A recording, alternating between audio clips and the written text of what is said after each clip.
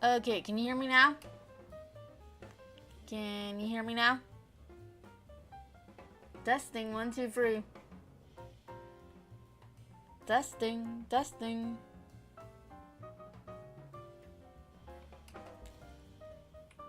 Okay, can you hear me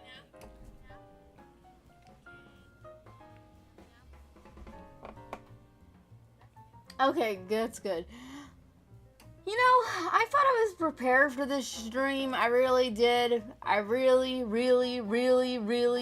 did. But it turns out I wasn't. And I can't blame anybody but myself. I didn't text my...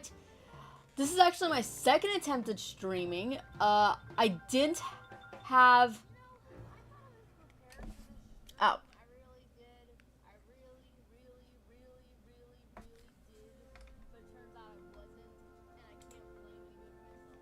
Oh, I was like, why am I hearing doubles of myself? Ah! Okay, there we go. The streaming cover's still on anyway, so I won't saw anything. Good morning, Riot Kitty! Good morning! Welcome back.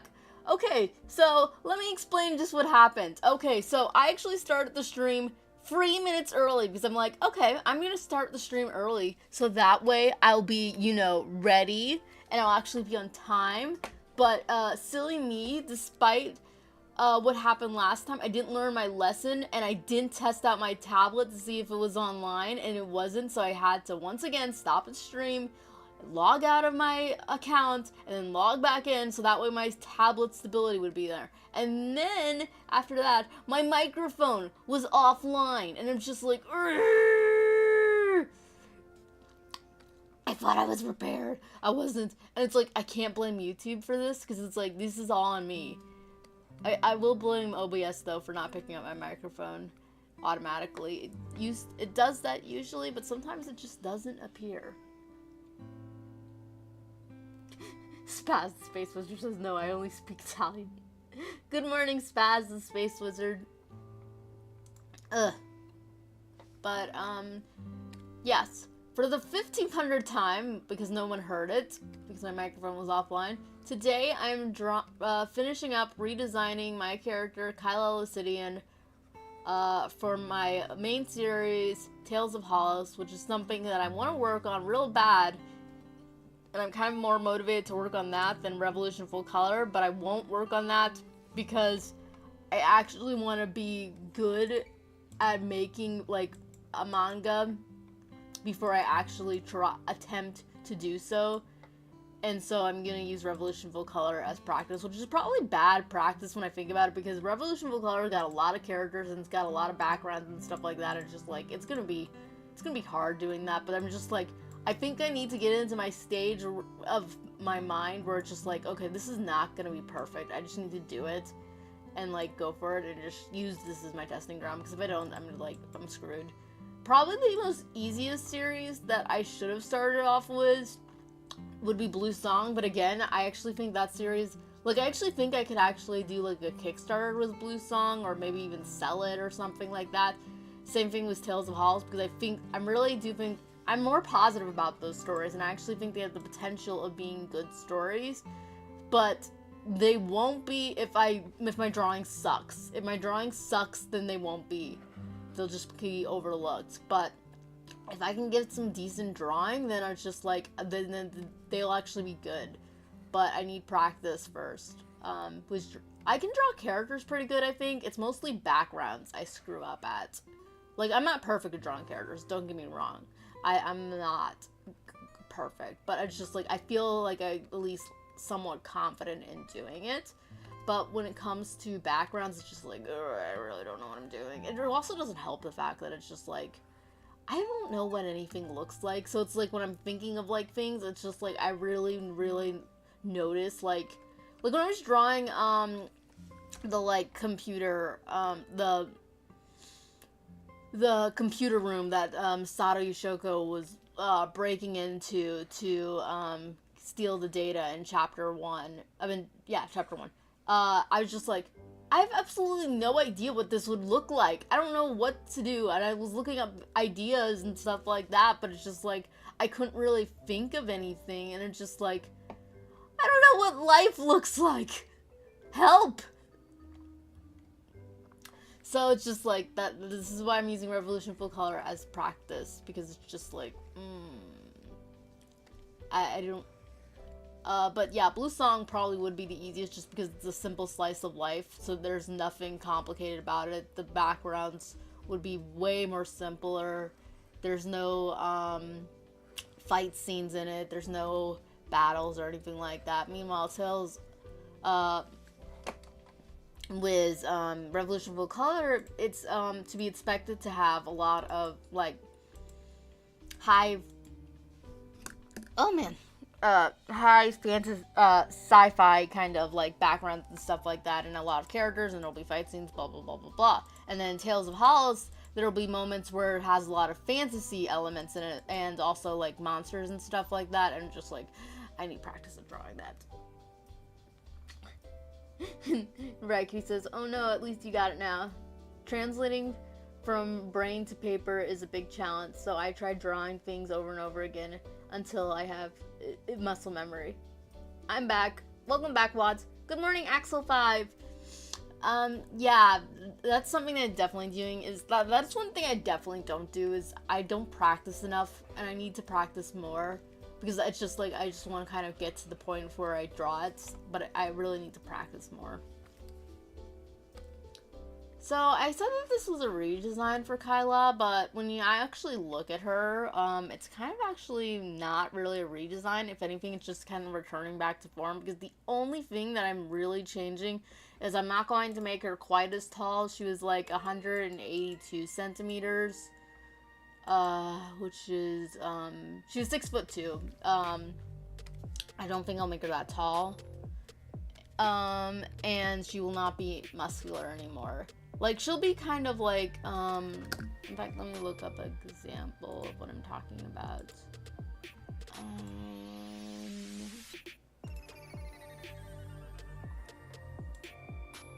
My Hero Academia.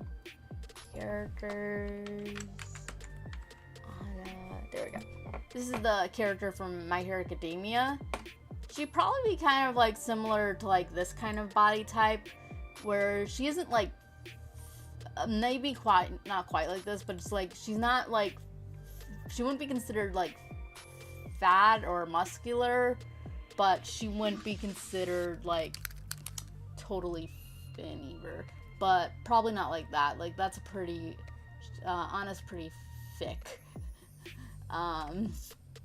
So probably not like that. Maybe a little similar to like what a Chaco or a Raka has. Like some plump, I'm not sure if plump's the word either when I'm describing Kaila. Would be probably when I'm describing a Chaco for My Hero Academia, but I'm not sure. Vulpurous, maybe, I guess. She got some meat to her. That's all I'm saying. But it's not like, but it's not like fat or muscle.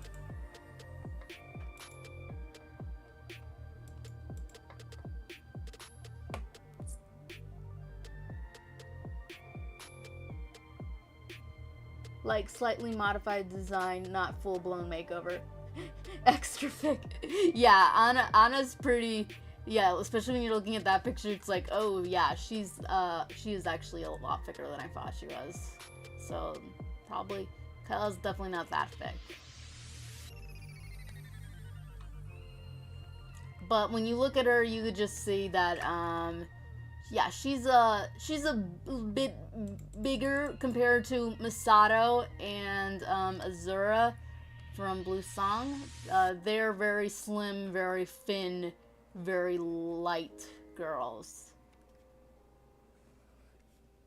And they also have very small chest. Meanwhile, Kaila has a very, she has a rather big chest.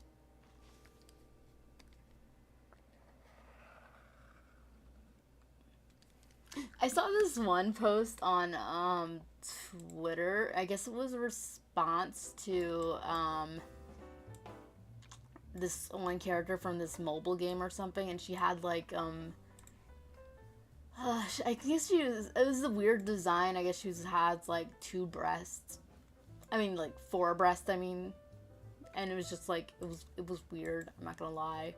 But the person responding to this was like saying that they think that all men should be locked up, and women just teach them how to properly draw females and not for the male gaze. And I'm just like, I'm laughing because it's like, have you not seen some females? I mean, like, if I remember correctly, correct me if I'm wrong to anybody who's Nekoparo expert, but I think the creator of Nekuparo's a female, and Haruma Akuara, creator of Fullmetal Alchemist, she's a female, and like one of the characters is literally named Lust, and she's like, she's Lust. And then you have that manga Black Butler. There's a lot of fan service in that. That's written by a female. And then Eve, the design that's got everybody up and raged from that video game, Korean video game series Stella Blade. That's a female who designed that. So it's like, females like drawing sexy women too. So, and a lot of men like the designs that the females draw. So it's just like, I don't know what you're talking about. I mean, like, you're not gonna make sexy female character designs disappear if you only have women drawing them. I mean, yes, there are times, because I think, Farron, I don't know if that's written by a woman or not, but I think one person said it was, so if I'm wrong about that, I'm blaming that for one person on Twitter, but they were saying how, oh, this is a positive female design, because it's not, sexualized, but it's just like, yeah, but that's just something that the creator wanted to do then. It's not because, it was just a personal choice. There are females that like to draw just, you know, sexy female characters. It's like, just something that's innate. The creator of Bayonet was a woman. A woman drawing sexy woman is like, man drawing Conan. Yeah, it's like that's what I did was like, that's what I do with all my characters.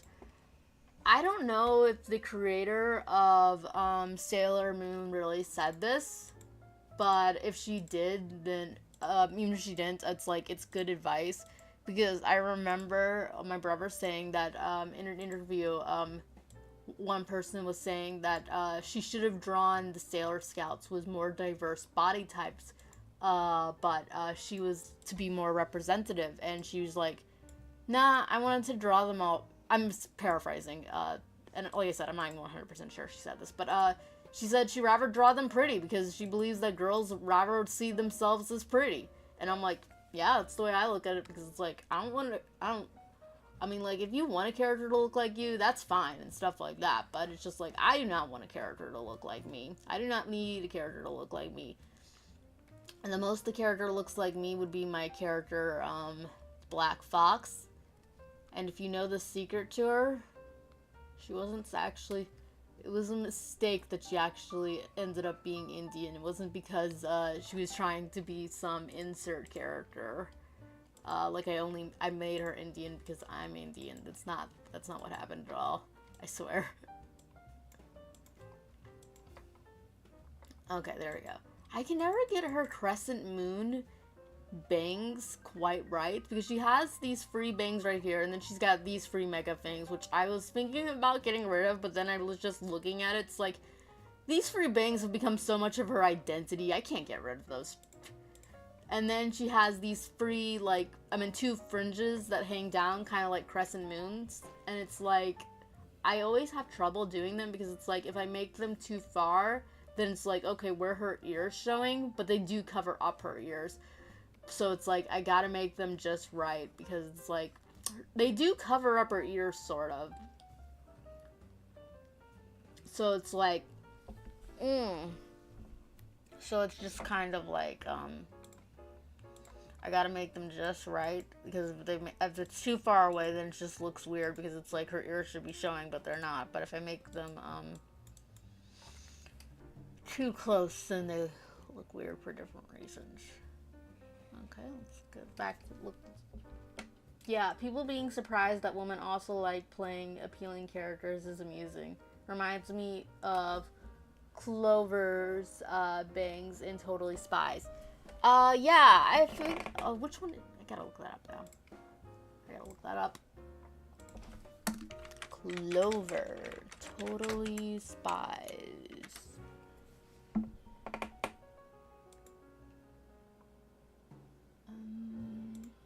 Oh, I kind of get what you mean. Yeah. So how has your day been? Well, I was just about to start talking about that. So, for those who do not know, I had a good birthday. I got very nice gifts. My brother gave me the remaining Barbie movies, nor Vanguard, that I do not own. So he gave me Magic. He gave me Magic of Pegasus, and Mariposa, and then darn it, there was one ever. I can't think of it, but he gave me the ones that I didn't own, and so now I own all the Barbie movies that I like, because yes, I still like Barbie movies. My sister gave me a laser engraved coaster of Attack on Titans, which was very cool. I really do like that. And I had to put it up in my room because it's like, I can't actually use this thing because I have this giant jumbo cup, and it's like really big, and I have the tendency to accidentally slam it down, and the last time I did it, I broke my Hello Kitty coaster, and I'm like, I don't want that to happen to this, because I actually like, I like the Hello Kitty coaster too, but this was a gift, so I don't want that to happen, so I put it up in my room. And then my brother gave me a picture that says "You Rock" along with some buttons for my purse that are Marvel themed. So I had a very nice birthday, but then I got sick. Like, I could already feel that I was starting to get sick on my birthday. Like, when we were going out to eat, I'm just like, I do not feel good at all. I mean, like, I was starting to get a headache and a little nauseous. And then by Saturday, I was like, I'm really starting to get nauseous, because it's like the sight of the food in the grocery store, because that's where I was. I was helping my mom shop, because that's what I do. The sight of the food was like literally making me want to just vomit. And then by Sunday, I had a fever, so I stayed home from church. I actually wanted to go, but my mom was like, I think you should stay home. And then by Monday, I was dead. I had the worst headache, and I was so nauseous, and but I never had a sore throat, which I'm glad. I hate sore throats. And I never had a runny nose or anything like that, which I also hate that, so I'm glad about that. But it's just like, I was dead. I was really weak. My body hurt, and I had a dreadful headache, and started getting really nauseated. I didn't, well, not to be graphic, but it's like, I didn't throw up very much, but I did a little bit. But it was mostly just nauseous, and I still am. Like, right now, literally, as I'm speaking to you guys, I'm like, oh, I feel like I do not feel good. And it's just like, man, alive. It's like, I still haven't fully recovered yet, but I have gotten a lot better. But it's just like, I don't know what it was. I got tested for COVID, and I went to the doctor, got tested for COVID and the two main flus, and it's not that. Which, I'm glad about that, because everyone gets really nervous when they find out it's COVID. I think that's something that I ate, because nobody else in my house caught it, which I'm very grateful for. Especially my mom, because she's very, she doesn't do good when she gets sick. Sometimes she's made it through okay, but a couple of times when she got sick, she got really, really, really, really sick, and it's like, oh my goodness, it's like scary sick. That's how bad it can get. So luckily she did not get sick. So I'm thinking that it was something that I ate. But I was so sick I didn't even turn on the computer. It's like, and that's how my parents were like, well, we know she's sick, because it's like, I always get on the computer. Every single day I turn on the computer. And even before, when I was like sick, was like COVID. because I did have COVID before, and that's how I knew it was kind of not COVID, because it's like, this feels nothing like it was last time. And it's like, well, my mom said, well, the symptoms could be different, but then when I got tested, she's like, well, I guess it's not.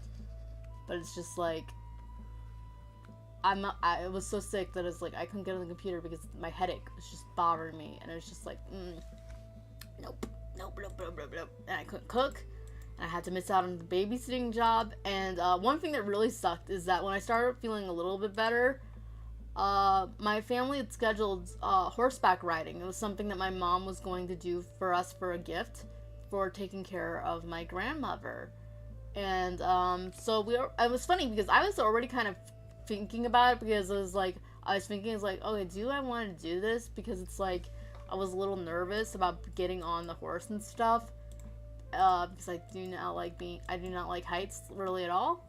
But it's like, in the end, I was like, okay, I'll do it, because if I don't do it, I'll regret it. And I really do want to go. But I got sick. And so, but when it came down to it, I was feeling a little bit better, and my mom didn't want to leave me at home. So I had to sit in the corner and wait for all my siblings to finish up while I waited with my parents. And that sucked. It sucked so bad. And it's like, when they just returned, they were all talking about how much fun they had. And I'm like, ugh, I'm just trying to keep my guts in. So that sucked. But, it really stunk being sick.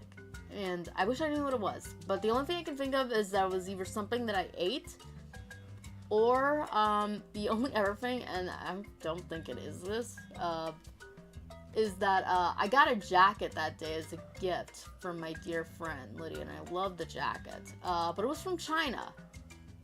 So, maybe it had something foreign on it. I don't know. But my brother was around the jacket, too. He wasn't around, he didn't wear it like I did, obviously, but at the same time, it's like, it's not like the jacket was in isolation, so I'm thinking it's something I eat. I don't eat that much stuff that my family doesn't eat, but the few things that I do, for one thing, outside of my ever brother, who's not Nora Vanguard, I love sushi, and I do eat it, but I hadn't eaten any for quite a while. Like, it was, I think, about like 10 days since I ate it.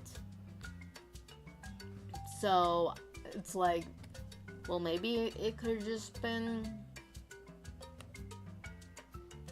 I don't know how long it takes to activate, but that's the only thing I can think of, really. But in the end, just making sure this is okay. Good, because it's like, this isn't Kingdom Hearts music that's playing, is it? Because it kind of sounds like Destiny Island's theme. I try not to play copyright music on my streams. If I do, the only music I will play is like Amelie's, because and YouTubers like her, because they let you use their music as long as you're not making money off of it, which is really cool. As for the YouTuber Dan Vask, he's even cooler. He lets you actually use his music, and he will not take anything from it. Like, he will not copyright claim it or at all. Like, he'll just let you keep. I'm not monetized anyway, so it doesn't matter. But it's just like, I don't even get a copyright claim when I use his music. So that's really cool. It's really cool.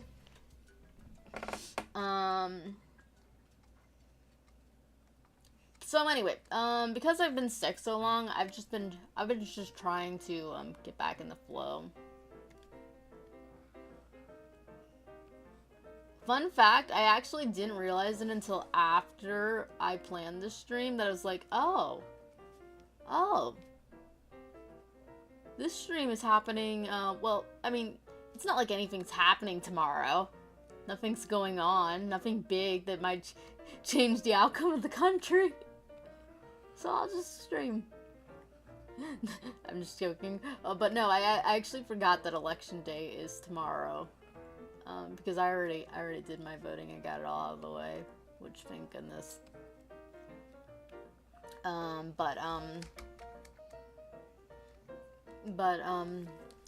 did not have fun going to the ballots because I had to wait in this long line, and I was still like, ugh. But luckily, I didn't actually have to, wait as long as some other people, because by the time I got done, the line was even longer. I'm like, oh my goodness, I would have not wanted to wait for that, so I'm glad that I went and got it done with. But anyway, that's enough about politics. I tried to keep this channel politics free. I actually haven't been on Twitter that much lately because the entire Twitter space is just, my entire feed is just kind of filled with people talking about the Peanut story, and it's so sad, and it's like it's making me really depressed. And some people are like trying to say, oh, the MAGA squirrel and stuff like that. It's like, the only reason why people are quote unquote politicizing this issue is because the only people who seem to care are people who are quote unquote more right. Which is not true, because like Clownfish TV, who's not right wing, they were caring about it. But no, for some reason, some weirdos on Twitter are saying that the squirrel's the MAGA squirrel. And it's just like, it's just a sad situation that the government was able to do that. They raided the guy's home like he was a drug dealer, took a squirrel, and, you know, and it's just like, it's a sad story. And it's like, why can't you just admit that it's sad and it's messed up that the government can do it? If you can't admit that, then you've got true brain rot. But anyway, back to I'm kind of dreading going to work today and tomorrow. Nobody did very well going door to door last week, so I imagine the next 2 days will be the same because of the election. Oof. Well, I hope you have a good day at work, and if you want, I will pray for you to have a good day. I try to pray for my friends that they have good days. You know who else likes squirrels? Don't know.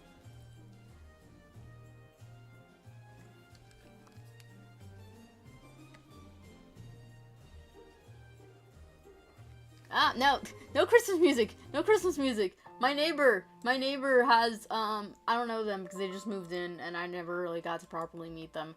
But they have their Christmas decorations out already, and I'm like, no, you can't do this. You can't do this. Thanksgiving is a thing, folks. I love Thanksgiving. Hello, Dr. Crow's Carnival. Raiki says thank you. Yes, you're welcome. Yeah, if anyone ever wants me to pray for them, I will pray for them. Even if they don't want me to pray for them, I still pray for them. Because it is the least I can do. Well, I actually believe it's the most I can do.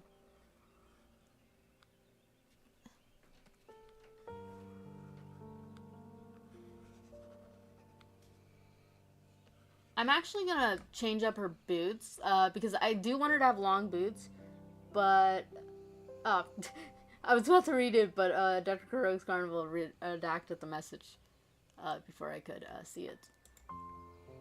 Oh, that happened when I was on, I think it was actually Raiki's stream. I ended up writing, comment, but I didn't see it. So I wrote it again. Well, because the reason why is I wrote it, and then I deleted it because I misspelled something, and so I wrote it again, and then when I just copied and pasted it and put it in, and it's like, it's not showing up, and I did it again and again, and then I'm like, wait, is it just because I'm not seeing it? So then I refreshed and I realized, no, it spammed my comment. Why? Why?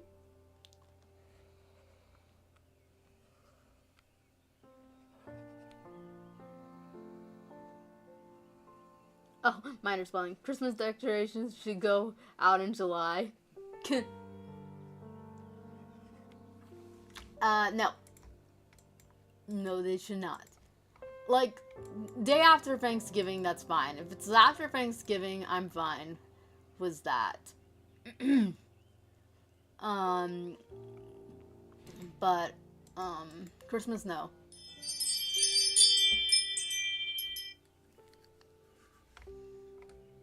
Before Thanksgiving, no.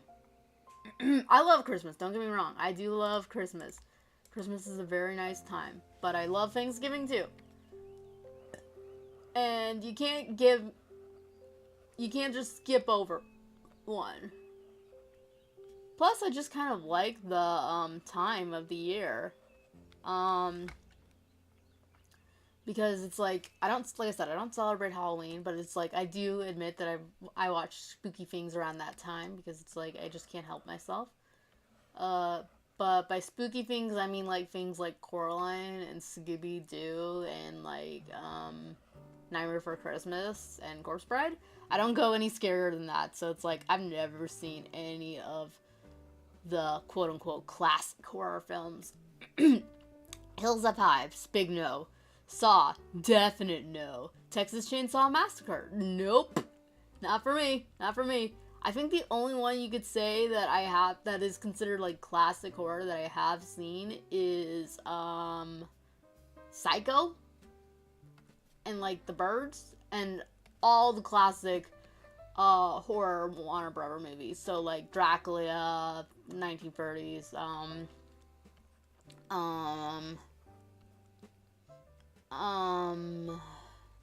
it, my mind went blank. Invisible Man, Them, The Thing, The Beast from Neverworld. I've seen all that stuff, and I do like that, all those, but it's like, when it comes to, like, the stuff from the 70s, 80s, 90s, I don't know, it's like, nope. Never seen any Scream movie, never seen any American Horror Story, never seen any of that. I'm way too squeamish. Like, nope, nope, nope, nope, nope, nope, nope, nope, nope, nope, nope, nope, nope, nope. Yeah, I can handle animated horror, not live action, past a certain point. Yeah, YouTube for some reason developed a bug where commenters can't see their own comments for like a minute or two. It's very odd. Well, that was like the first time it happened to me, but I think it's just because I deleted it so fast and then I tried to write it again. I don't know. But yes, that's something that's like, it's like, well, you watch animated stuff that's gory. So first of all, I even have my limits on that. Like, I can't watch Future Diaries or Hellsing. I've tried to watch Hellsing, and I've seen a little bit of Future Diary, but it's just like, nope.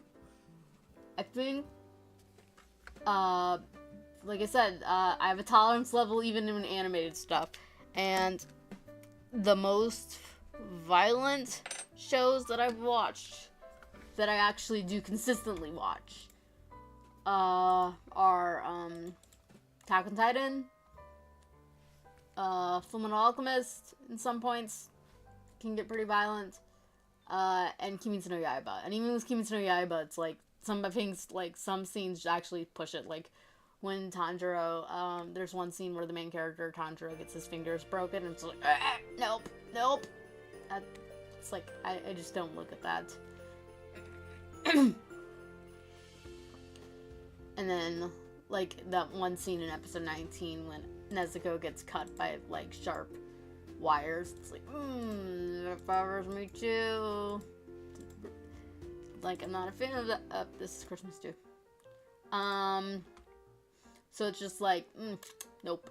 Nope, nope, nope, nope, nope, nope. But yeah, Future Diary is definitely big no-no. Hellsing, no. I hate watched, Tokyo Ghoul because I just wanted to see what it was about because everybody was talking about it. I hated it.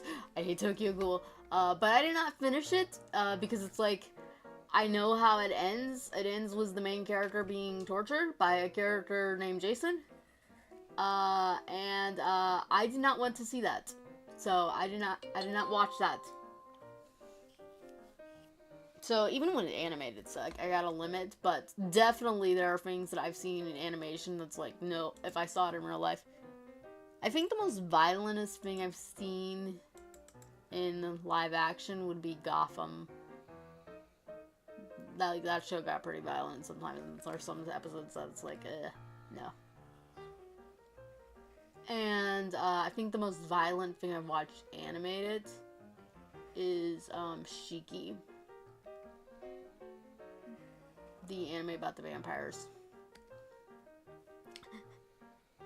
Anime is for weebs. Yes. Well, I'm proud weeb.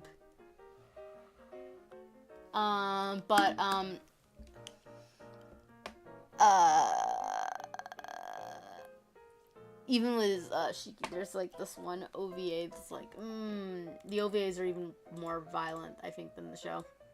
I think that's why those 2 episodes were OVAs, is because they kind of got a little bit more violent. It's so funny because there's this one character in Shiki, and she's awful. She's like absolutely awful. She's like even more awful than the main villain, I think, because she actually takes pleasure and joy in the people that she kills, and she actually ends up torturing her best friend. So, not torturing, but tormenting. That would be a better word. Tormenting her best friend, even killing her father and stuff like that. And the friend was like nothing but a good friend to her, but she ends up just ruining her life. And she takes joy in it and stuff like that. So she's a miserable person. But a lot of people think she's an angel and she's a saint and she does nothing wrong and she's just an innocent victim of the town because she felt a little bit ostracized because she was like that flashy city girl and these are a bunch of country bumpkins, so they didn't understand her. So because of that, everybody's like, a lot of the fans simp for her, and just like, what's really funny is because there's another boy, his name is Masio, and he's basically the same person as her. The only difference is that one's a cute girl and the other's an ugly guy. It's like, these characters are no different. They're both selfish, horrible, and awful, and they torture people who did them no wrong. Like, Megami, she doesn't actually even go after the town people who kind of poked fun at her for dressing weird. She goes after the friend who was nice to her. I think I'm giving, like, minor spoilers for Shiki, but it's just, like, it's just something that just makes me so, because I actually got into Twitter bait. In fact, if you look up the character's death on the top video, you'll see my comment. And it's got a lot of likes and a lot of people agreeing with it, but it's got a lot of people arguing with me, and I just stopped replying to them because it's like, they were just trying to convince me that, oh, she's a perfect angel. It's like, no. I guess it's just because my brain recognizes it's animated and not to be afraid, but there's a limit to, I can't stomach Tokyo Ghoul, but somehow I can tolerate Hellsing. Interesting. I think I'm actually the opposite way. But like I said, I didn't watch the ending of Tokyo Ghoul, so, probably would be equal, because, like, I didn't see any parts past when the main character, Ken Kaneki, gets kidnapped. I didn't see anything past that, because it's like, I know where this is gonna go, and I don't want to see it. Diego Hernandez says, good evening, my friends, called Oklahoma Gotham without Batman. My friend called Oklahoma Gotham City without Batman. Oh, I get that now. Maybe it's because the blood is more stylized. I don't know. Danganronpa, too.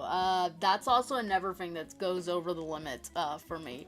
Especially, I think I've said this before on stream, but I'm gonna say it again. Especially Danganronpa Free, the anime. Like, the executions in season, the animation, the one that adapts the first game, it's like, they're violent, and it's like, but it's like, I can get past that, but, the ones in Danganronpa Free, the anime, I can mostly watch, the future part, because, even though the blood is red there, which is something that I don't quite get, maybe it's because Juko's dead, I don't know, the scenes in that actually don't bother me that much, but in Danganronpa Despair arc, it's just like, Nope. There are two scenes. The scenes when one of the characters gets executed, and then the scene when there's a classroom massacre. I cannot watch those. I cannot watch those at all, and they're the most... I've seen a little bit of them when I was watching the anime, and they were the most horrific things that I ever saw, and I never want to see them any again. They go way too far. And I also can't tolerate Shiki. The body's getting injured is very realistic. I watched the AMV of it, and I'm like, nope. Yeah, there's one episode of Shiki I can't watch. I can't watch it. It's episode... I think it's episode 9. It's when one of the characters, quote-unquote, experiments on a vampire and sees what their limit is. So it's like, nope. Nope. So I don't watch that episode.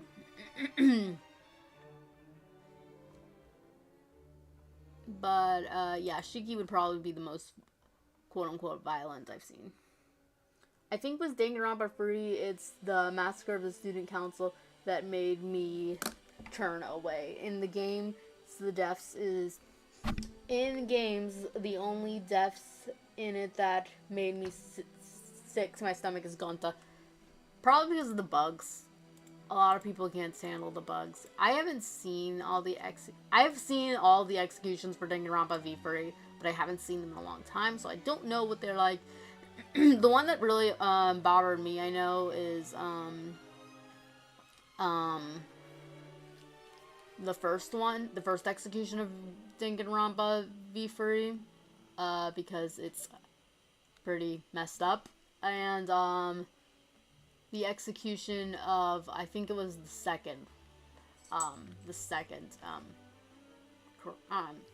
not sure if I should say them, because it's like, they are spoilers, but at the same time, the game came out in, like, what, 2017? So it's like, it's not like it's an old game. It's like the same thing when I'm talking about Persona 5. It's like, do I say these things? Because they are spoilers, but the game's been out for years. I love the experiment scene. I laughed my butt off. You're a psycho, Wads. You also like horror things, which is something. Okay, I'm gonna announce this right now. This is all, if God wills. Wads, who's in the chat right now, very nice, gave me this game, Eep, and I'm going to try to stream it. I'm not gonna play. I probably won't play through it all, but I want to do the best of it. For those who don't know, Eep was a free-to-play game that people could just download and play. I've never actually gotten the good ending because I suck, apparently. I've never been able to get it a day in my life.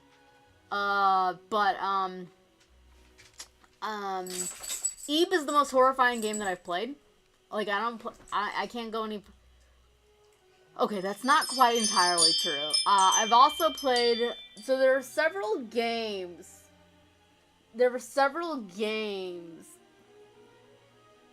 Oh, yeah, the bugs and how badly is why I made Eep. So, there's several games that kind of were all together, even though they weren't,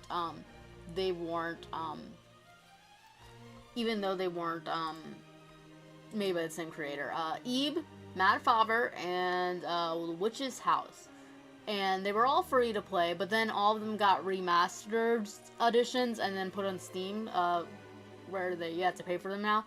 But it was cheap. But point being is that I played Eep, and it is scary, but I can get through it because there's nothing like gory in it or anything like that. Mad Father, that is not true. I could not finish that because there was gore in that game, and it was like nope. So I took that game off my hardware.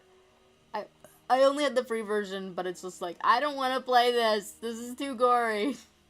So I didn't play. Yeah, they were all bundled together by fandoms as RPG Maker horrors. Yeah. Okay, so I'm gonna open up. Wait, no.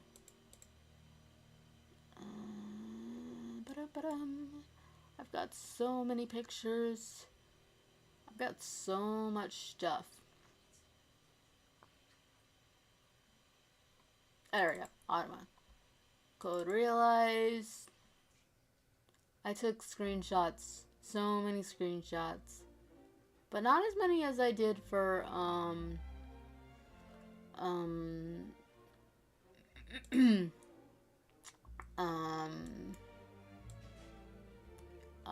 Persona 5.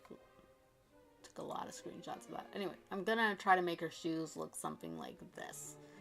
So that is why I got this open. Actually, wait, no. I think there's a better picture that I can use.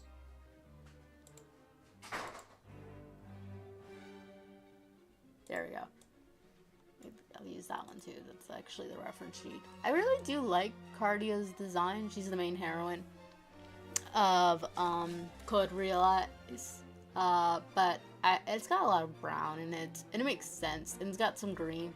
I wish she had some like blue, and maybe some like, well, she does have some blue, but you can't see it. But I wish she also had some like black. Maybe she's got like a little bit, but I wish she had like a little bit more. It's just like a lot of brown. But despite that, I still like it. Matte Favre is something else. I understand it's quite grotesque. Misayo is worse. I don't know what that is. But I'll take your word for it. I never gamed that was too, like, I never played this one, but it was Corpse Party. Yeah, Corpse Party, that's what it was called. I've seen clips of the anime, and I'm like, I know I could never, for the life of me, ever watch that anime. That is way beyond scary. And it's like, nope. Nope. Nope, nope, nope, nope, nope, nope, nope, nope, nope, nope, nope. It's actually a little higher. I don't want her shoes to be a carbon copy of Cardia's, but at the same time, I do like them, so I'm gonna go for something else somewhere. I'm gonna rotate the picture so that way it's actually pointing in the same direction. But no, I'm a sheep. I don't do horror. I like the aesthetics of certain horror, and I like the idea of creepy things, but I do not, in the end, I do not do horror.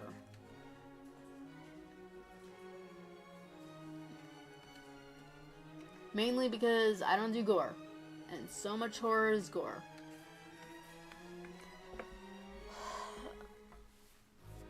Like, I looked up a list of movies because I was trying to look for horror movies that weren't gory, and like some of the movies on the list, it's like one of them was Texas Chainsaw Massacre, and I'm like, what the heck? I'm not watching that. Your idea of not gory and my idea is very different. My brother says it's actually not that bad, but I'm like, I don't care what you say. I'm not watching that. I'm never watching that. Nope, nope, nope, nope, nope, nope, nope. Has anyone seen Texas Chainsaw Massacre? Is it actually gory, or is it not? It doesn't matter what you say, because like I said, I'm still not watching it. I have no desire. But, it's just like, from what I've heard, I'm like, nope. Because it's like, I know the plot. I know the plot. Miseo is a very odd game that's technically a massive crossover between these free RPGs because they are references and enemies that refer to them, similar to Corpse Party. Ah! Well, I would say cool, but it's just like, nope. If it's gory, it's like, nope, nope, nope, nope, nope, nope, nope. There we go. I actually like that. It's just something to make her shoes look a little bit more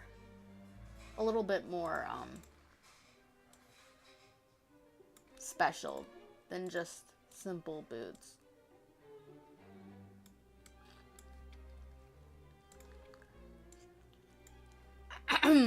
So, for those who do not know, I will talk a little bit about my series.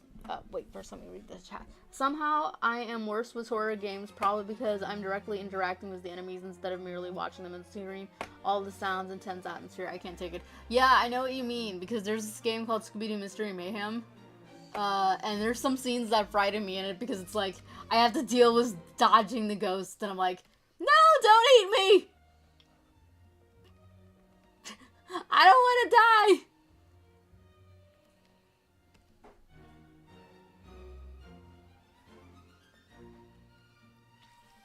But anyway, so for those who do not know, Kaila actually comes from a world called Hollis, hence the name Tales of Hollis, and she ends up coming to Earth, so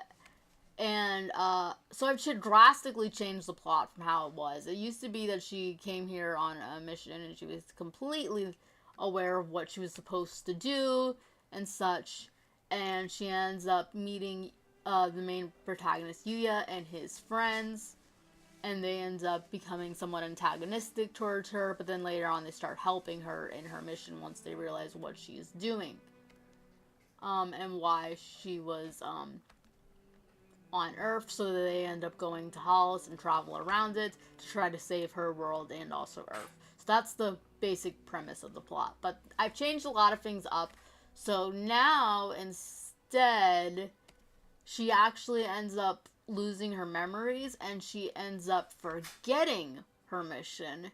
So Yuya, who is the character who will be standing right next to her, I haven't drawn him, but him, he ends up trying to help her in exchange for, so she can figure out what he tries to help her in regaining her memories and figuring out what her mission is and such. So that way she can, get back home to wherever she came from. He has no idea she's from a different world, but he does know that, she needs help. But in exchange, she's supposed to help him learn how to fight, because in Tales of Hollis, there is a game. It was originally Yu-Gi-Oh! I mean, it was just originally just Duel Monsters, because Tales of Hollis started out as Yu-Gi-Oh's Excel fanfiction. Yes, it did. So it was originally that. But I made my own game, where it's kind of similar to, like, action duels, and I guess Persona.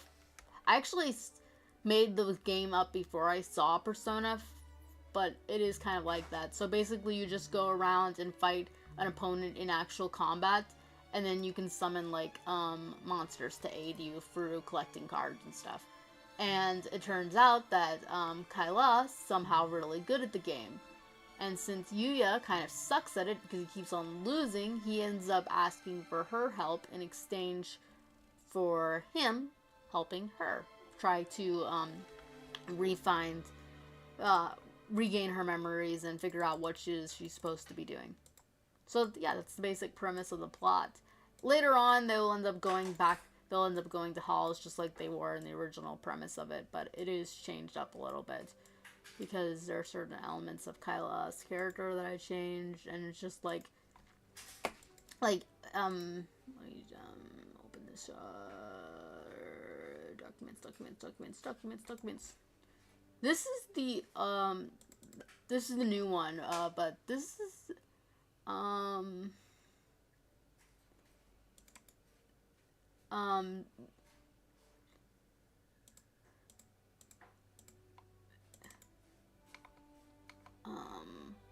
abominations. Where is it? I know I kept all of it. I can't.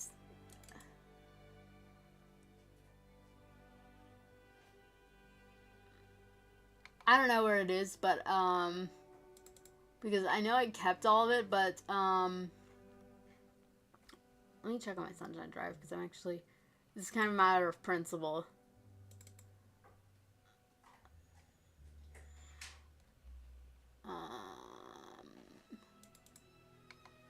Okay, I'll just have to look for it later, but somewhere around here, there's the old documents. These are the newer ones, but the premise, but somewhere around here, there's the old documents of it, and just one day, I opened it up, because I was going back to working on it, because there were times I've spent hours, I spent entire days just working on the script, So I really put a lot of effort to it. But then one day I opened it up and I looked at it with a fresh brain. I don't know how my brain got fresh, but somehow it was fresh. And I realized, oh my goodness. Good gobstop. This is cringe. This is pathetic. I hate this. Like, if someone was to read this, they would say, this is the most cringe thing they ever read. And I wouldn't be able to deny it. So I scrapped it all. And I'm like, I'm gonna rewrite this story completely because what I came up with is cringe. I did change it so it was no longer Yugi's Excel fanfiction, but it still seemed like fanfiction. The only difference is now it's fanfiction to, something that didn't exist anymore. It was just like fanfiction without being a fan of something. It was original slop, like Kaila. She was a Mary Sue. And I'm like, oh my goodness. Oh my goodness. Oh my goodness. So that's like when some people are saying, well, this character's a Mary Sue, and like they then try to say, oh, they're not. It's like, I made a Mary Sue. I know what the pitfalls are when writing them. And it's just like, the character's a Mary Sue. And I know this from experience because I wrote one. Anyway. Car battles in space. A woman writing cringe. Many such cases. Yes. I apparently was not immune from making cringe. It was something that I learned the hard way. Actually got Monogatari, no.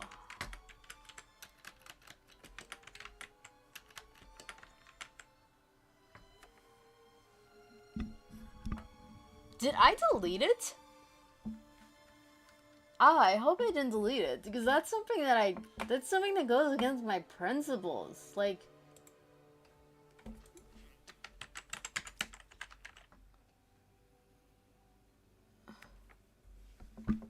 good gobstop. I think it's gone. I think I deleted it. It's history. What happened to it?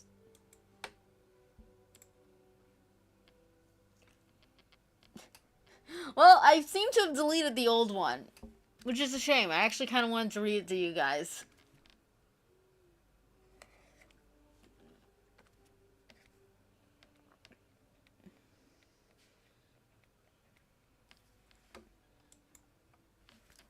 But, yeah, like I was saying, it's like, I know the pitfalls of a Mary Sue. Like, a good example would be, like, was Ray. There's so many people who try to defend that Ray isn't a Mary Sue. She's a Mary Sue. And, like I said, I know this from personal experience because there are things that Ray does that it's just like, I have Kaila do. Like, she's just good at things. And I try to actually give a reason why Kaila is good at them. So, I guess I was a little bit step in the head. But it still didn't change the fact that she had way too many skills and talents. And she was just like, oh, she could just do things. And it's like, it's not enough. Like, okay, so here's an example back when it was Yuki's Excel fanfiction. It wasn't enough that she beat her own new bad guy. She had to beat the old bad guy. She had to beat Don Thousand to prove that she was just as... Oh, I can't even say this. I can't even say this without cringing. But it's like, she had to beat Don Thousand to prove that she's better than Yuma. And it was just like... And that's the same thing they do in Star Wars with Rey. It's not enough that she has to beat Snoke, their new villain, because it's like, well, that's a new villain, so people will just constantly say, well, it's not like she beat Palpatine, he was way harder. So they have to bring Palpatine back just so she can beat him, so that way she can prove that she's better. And I'm like, that she's just as good as that bum Luke Skywalker. And it's just like, that is horrible writing. And it's like, I'm just like,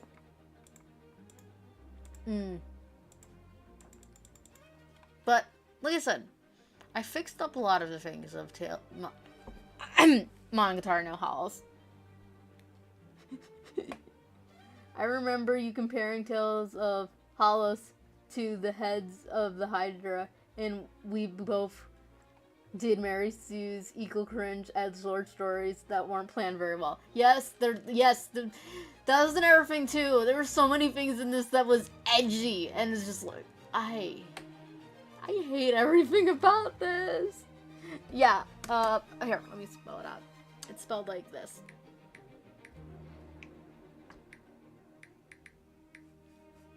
I'm probably not pronouncing it. There we go. That's how it's spelled. Yeah.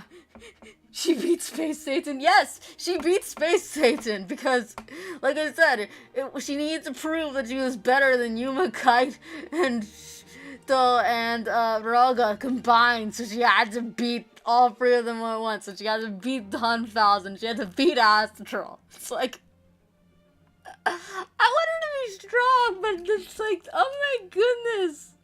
Oh my goodness. This is just too much. So I still have elements of where she is strong and powerful. She can still beat like a lot of people, because there's a reason why my character Yuya wants her abilities. Well, actually what he really wants is also her weapon, because Kaila has the ability to, and this has not changed, she has a weapon that's called the Hollow Staff, and she can summon it. It's actually inside of her body, and she can summon it outside of her body, and it can transform into different things, but for her, it takes the shape of, I know I still have this, let me see if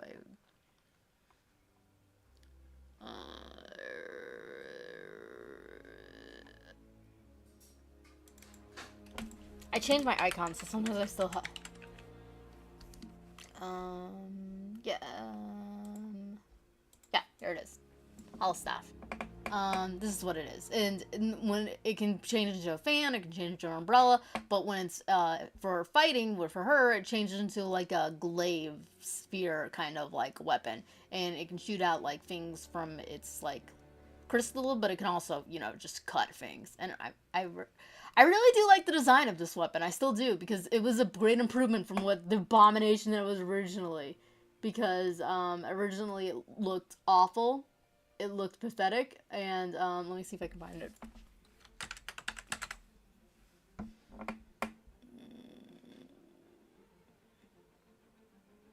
I usually don't delete old things, because I have a philosophy that you should never delete your old stuff, because at the very least you can look back at it for reference to how stupid it is. Okay, I can't find it, but the weapon used to be really big and really exaggerated, and it just looked...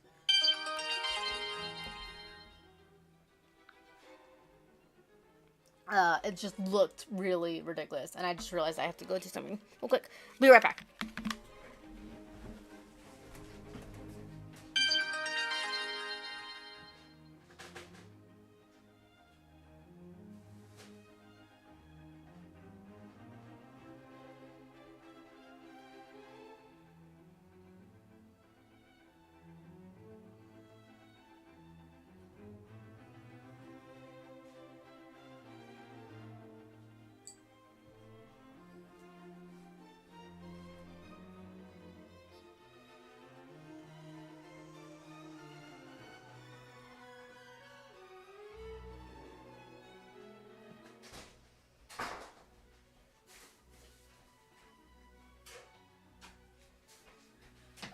I'm back. There was some meat that I was supposed to take out, and my mom just texted me. That was the noise you heard.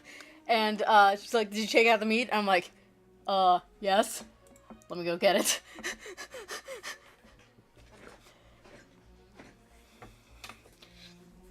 I do have an April, Reiki says I do have an April Fool video where I would read out even more baddie cringe edgelord fanfiction of Dragon Quest IX, which is where where the family and friends and dogs like Cease came from, or just laugh at how nonsense it was.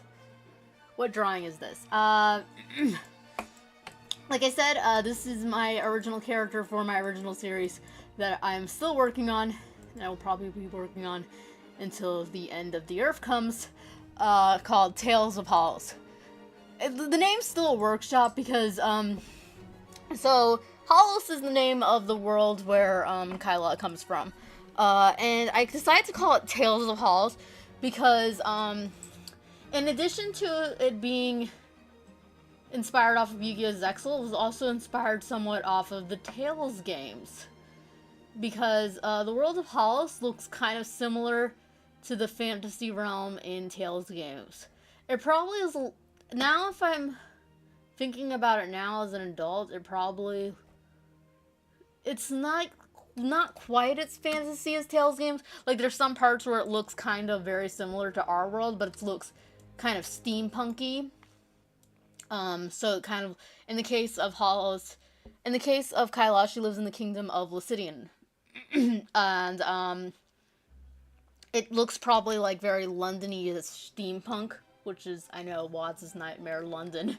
But it looks kind of similar to that, but it still looks fantasy. So anyway, because of that and my love for the Tales games back in the day, even though I've only really played two, Tales of the Abyss and Tales of Asperia, I was still very big into the idea of Tales games, and I loved the designs. And I saw some cutscenes from Tales of Kazilia and stuff, so it's like, I did have knowledge of every Tales game. So I wanted to name mine Tales of Holos, but I wasn't sure if I could do that because of the Tales series. So I named it Monogatari no Holos, and another reason why I picked that is because the Vocaloid producer Mati, who did the Evil Chronicles series. So for those who do not know, the Evil Chronicles series is a whole bunch of songs that all connect to this really weird, really long, convoluted story. And he's like made books and light novels and like mangas and doujinshis and stuff. Well, I'm not sure if doujinshi is the right word, but he's made a lot of stories that connect to those songs, but the real thing is the songs, and one of the most famous songs in it is Servant of Evil. And people have actually just there are some people who just know the Servant of Evil story. So the Servant of Evil story would be Daughter of Evil, Servant of Evil, Wooden Girl Waitline, Twilight Prank, I'm not naming them in order, Daughter of White, Wooden Girl, Millennial Waitline, did I ever say that one? Handbeat Clock Tower, and Rebirthday, and I think there's a few more, but those are the ones that are in that story. And it is known as the Daughter of Evil story or Servant of Evil story, or it's also been called the Tales of Evil story. So it's been called Akuno Monogatari. So that's where I got the idea of putting Monogatari in the title, and that's why it was called Monogatari no Holos.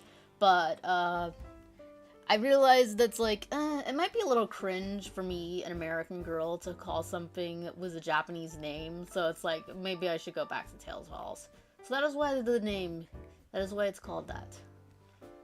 And I also want to differentiate it from the bad fan fiction that was Monogatari no Holos. Like, oh my goodness, there were some parts that were so cringe. Like, there's some parts that were good, and I'm gonna actually re-put them in there, but there are some parts that just like, this needs to be nuked from heaven, and that's probably why I can't find it. I probably did exactly that, but at the same time, it's like, I am a little disappointed in myself if I really did delete it, because it's like, I spend hours in that stuff. Like I said, there's times where I just wasted days. I did the same thing as Revolution Full Color, but I think nothing was quite as bad as that. Like, I just worked hours on the timeline, the long convoluted timeline, because that's one thing I did do, and I did was Revolution Full Color. In fact, you can see it right here. I have this big timeline where I just wrote everything. So I got the prehistory here, which is all of the things that happened before the story, and then the history, which is everything that happens was in the story, but it's like in flashbacks and stuff like that. So like the birth date of Misato Yoshiko and stuff like that. I got all the important stuff highlighted, and I got really detailed timeline. And I think the timeline is actually something that really helps me actually create my stories. So I did this with Monogatari no Holos too, and I had it really long and really big and really detailed, and I spent hours on it, and for some reason, I must have just deleted it. I know it was cringe, but it's gone now, and I kind of feel bad about that.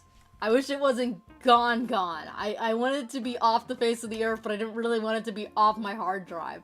I just didn't want anyone to see it. I could have still had it on my hard drive without people seeing it. But no.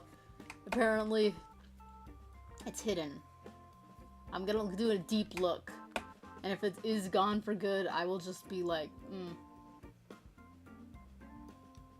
At least Heads of Hydra is somewhat original. This was just an unholy fusion of media that I liked at the time.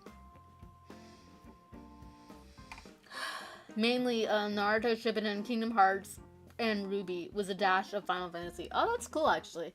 That is cool, though. But that's a lot what my stuff was back in the day, because before I had, Tales of Hollis is probably my oldest series. Although, like I said, I'm completely reworking it, so it does have a lot of the same characters and a lot of the same premise. We'll still have the same bad guy and stuff like that. Well, sort of. Because originally the bad guy was supposed to be, Kaila's mother. Well, she was supposed to be one of the bad guys.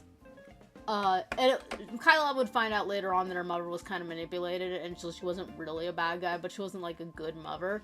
But I ended up changing that, because there's an element in Revolution Full Color that's too similar, and I actually don't like the idea of making Kaila's mother evil.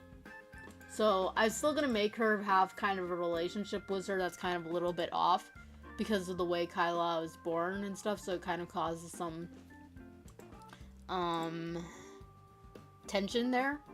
So I don't want the relationship to be, like, perfect, but at the same time, I don't want it to be, what it was. But,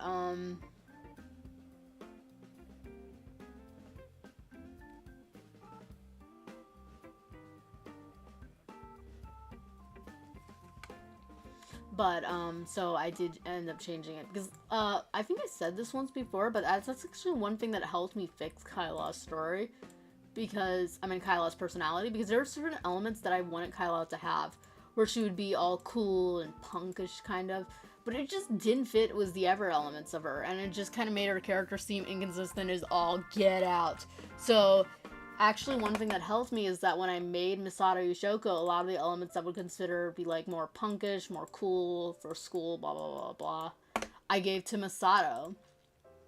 And, I kept more of the ever elements that would be more consistent to what I want Kaila to be, and gave them to her.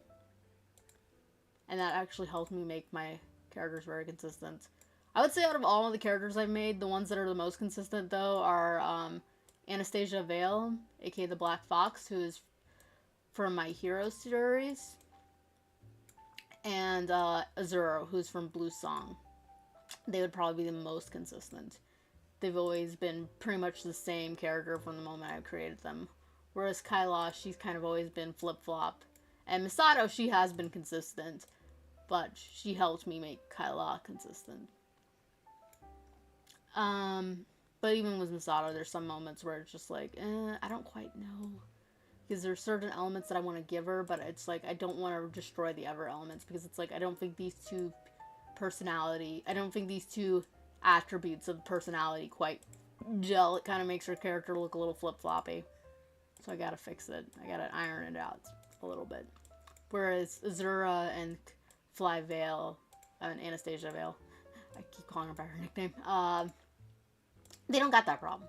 They don't got that problem with their character being a little flip-floppy.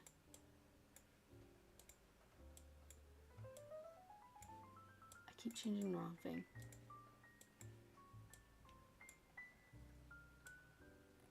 But anyway, so before I had Monogatari no Hollis, I had Protectors, which is what I do with my brother, and I'm still proud of that series. But before I did Protectors, I just had, like, a series.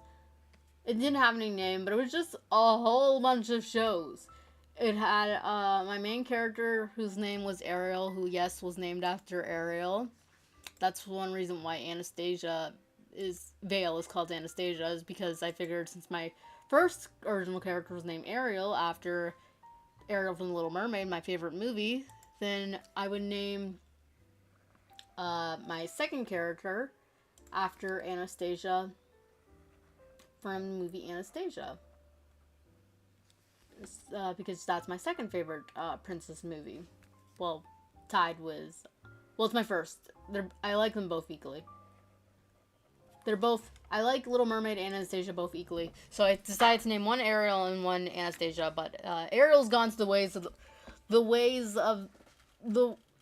Ariel's gone to the wayside because she sucks and she's cringe, and she's also a Mary Sue too. And like I said, it was just, the entire story was just characters from everything. But this was stuff I made as a little girl, so that makes sense why it's cringe and stupid, because it's just stuff I made as a little girl. Monogatari no Hall is like stuff I made when I was a teenager, so I'm more embarrassed by it.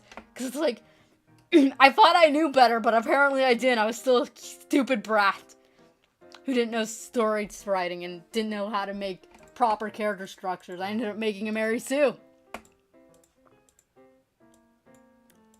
Anyway, let's look at chat.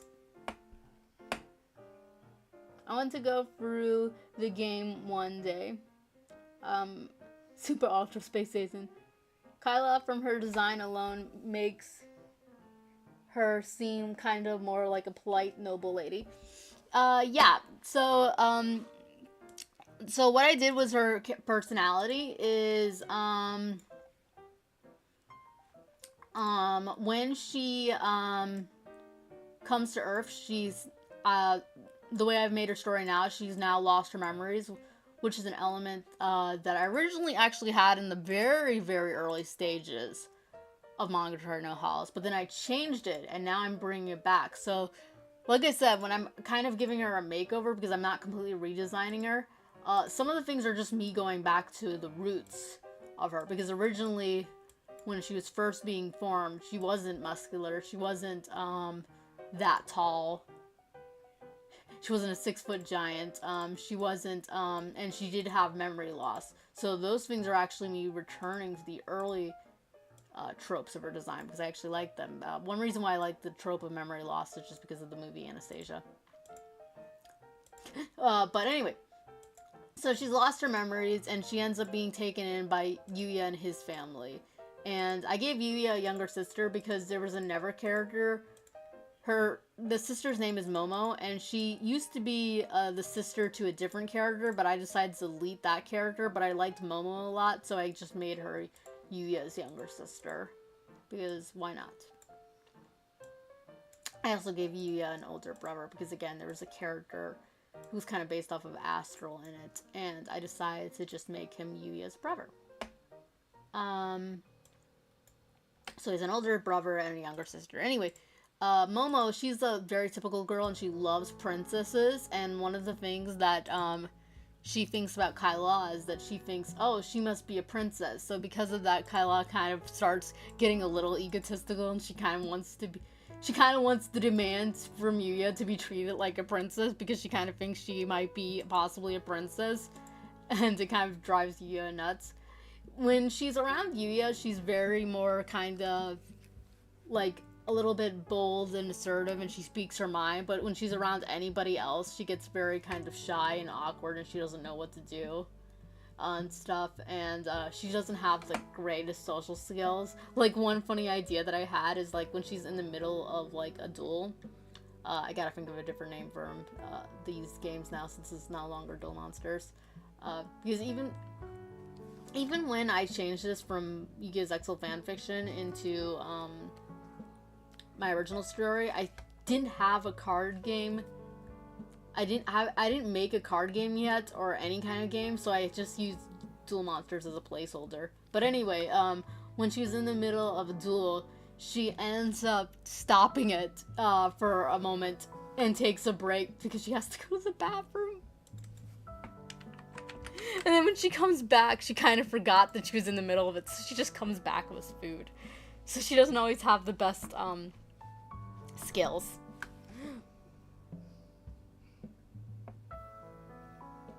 I mean, it sounds cooler than it is. Most of it is not all the characters in fanfiction that didn't exist in-game. I just used character designs from Evermedia. Bunch of stock value, insane plot twists. But at least Victoria, Jet, Xavier, and Shannon remained a family across universes. That's like a good thing that came out of it, and served as them as Dollhouse XC existing. Yeah, well, that's cool, because, like I said, that's very similar to how I end up creating, Tales of Hollis, and it's just, like, I think, by making the crappy fanfiction stuff,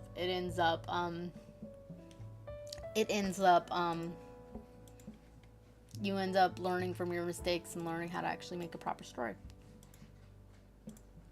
So, anyway, so what Kaila is actually holding is her Hollis staff. Like I said, it can take the form of an umbrella, and she actually has it as an umbrella, a lot. She always usually carries it out as an umbrella. But when she wants to fight with it, she uses it as,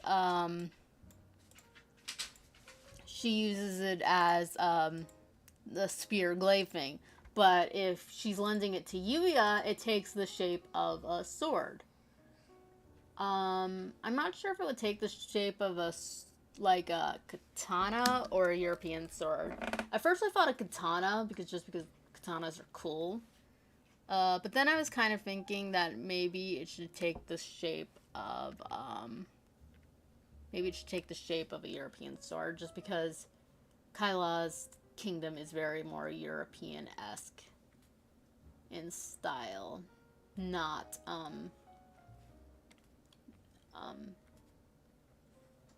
but again, I'm not sure if it should, because Yuya, of course, is, has some Asian heritage on his dad's side, so I'm not sure if because of that and his love for, like, traditional samurais, that it would take the shape of something that he likes. So I'm not sure. I'm still workshopping that. I like the idea of transforming from umbrellas automatic, like, thumbs up. Yes, I've always liked the idea of a weapon that can take the form of an umbrella. I think I liked it ever since I've seen, like, Penguin, how he uses his umbrella. But I like the idea even more of just the weapon transforming into umbrella. So instead of the umbrella being a weapon, the umbrella can transform. In fact, the handle, let me show you. Why is this not opening? Technical difficulties. There we go. I have no idea what happened there. Gonna close you up. I think you're...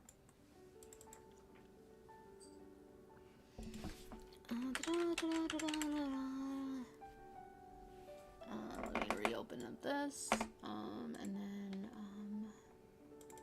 let me, should be around here somewhere. Cartoons, comic books, there we are. Screenshots from shows, the Batman.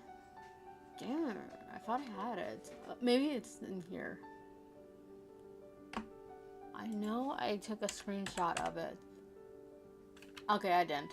Okay, in the TV show The Batman, there's one episode with an umbrella that kind of has a map, and the handle, I really liked the handle design, and that is where I got the idea for this handle design. If you've seen the episode, I think it's like called Cobblepots or something like that. I forget which one. It's in season 2.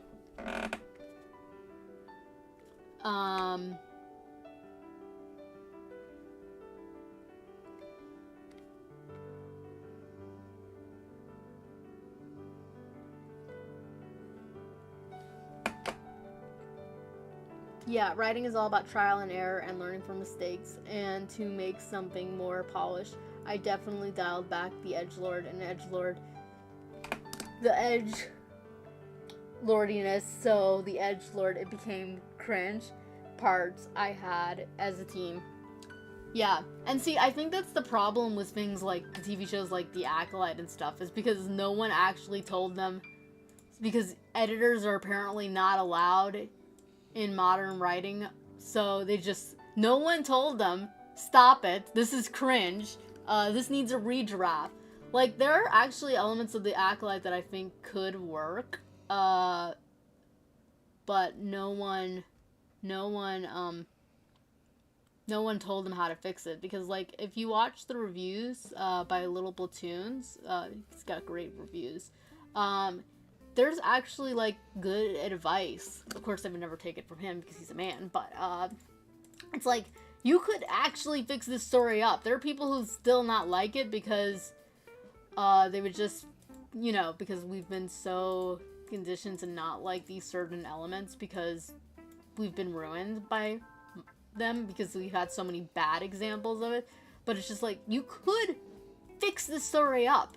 It just, like, needs a gazillion more workshopping, but you didn't do that. Instead, you released the first draft because you thought it would be cool, and you didn't listen to any men around you. No one told you, or even just women, because it's like, this isn't a woman thing, because Homurama Akawara made Fullmetal Alchemist, and it's considered one of the best mangas of all time.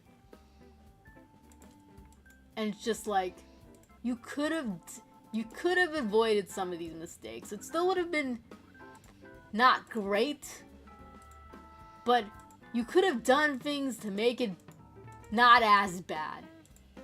But you failed. You just had to make this the worst thing possible. It's the same thing with Rings of Power. Me and my brother were watching Lord of the Rings, the good one by Peter Jackson, and it's just like, it's an amazing movie series, and it's just like, we kept on making jokes about Galadriel and how fast she could slay an ice troll. That's all we were doing.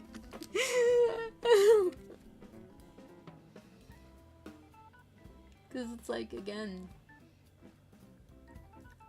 I think one reason why Hollywood sucks so much is because they don't understand morality. Because it's like, was like the Pinocchio remake. Abomination. They don't even have Pinocchio do the bad things. Like, he doesn't get fooled by the actors. He gets to not go into school. Instead, he's kicked out of school. And then he's kind of like kidnapped. And then also that, he's like, he's not, he doesn't do anything on Prankster's Paradise that actually makes him, do it. So everybody else is just doing it. So it's like, I think the reason why is they have that is because they're like, oh, well, we can't have the main protagonist do that because we think that people will think that we're endorsing that. But it's like, it's not an endorsement, it's called a lesson. But because you don't understand how lessons work, you don't know that. But whatever. Like I said, I've never liked any of the live action remakes. Like, some people are like, well, Cinderella's good. And it's like, no, I hate it. I saw it. I actually did watch that one. Like, I've only seen reviews of the other ones because it's just like, I don't need to see them. I already know it's bad. And from what I've seen, it's only proven my point from the reviews. But, so I've never seen The Little Mermaid. I never will. Because it's like, I've seen the reviews, I've seen the clips, and it's just like, I don't like it. But Cinderella, I actually did see, and I hated it. And some people are just like, oh, it's good. It's like, no, I did not like it. If you like it, cool, fine, whatever. But I didn't.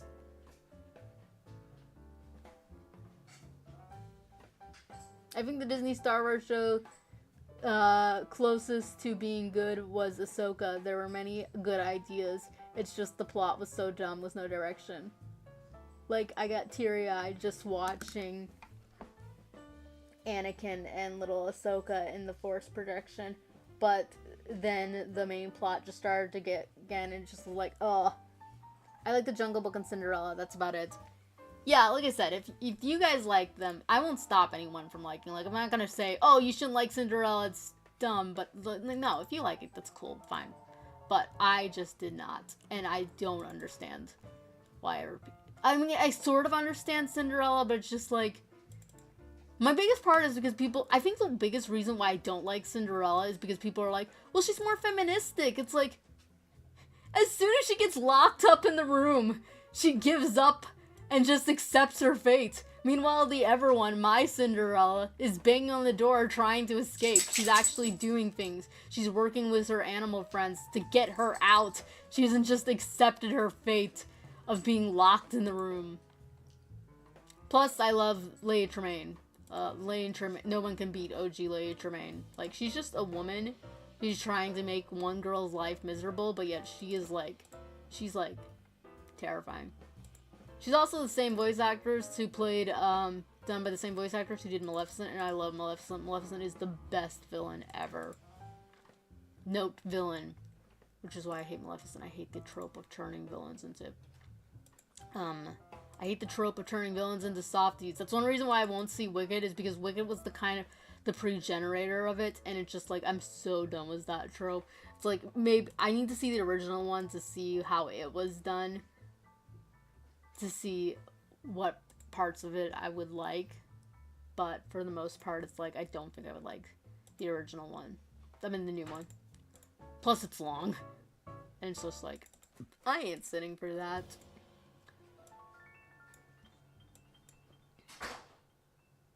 I never watched any of the live action remakes. They all look like crap. I did remember in the past I liked Alice in Wonderland. I'm not sure if that would be quite considered a live action remake, because I consider it more of a sequel, because it's her going back to Wonderland. And I did like it at the time. I'm not sure if I would still like it though, because I haven't seen it in years. I need to rewatch it.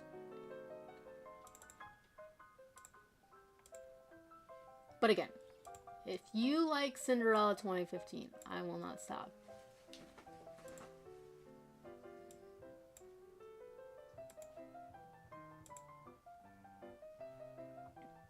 Okay.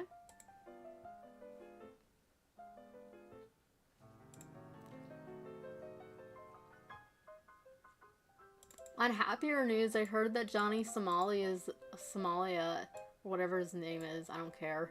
He doesn't deserve any respect. He's maybe being kicked out of Korea, which is just like, good.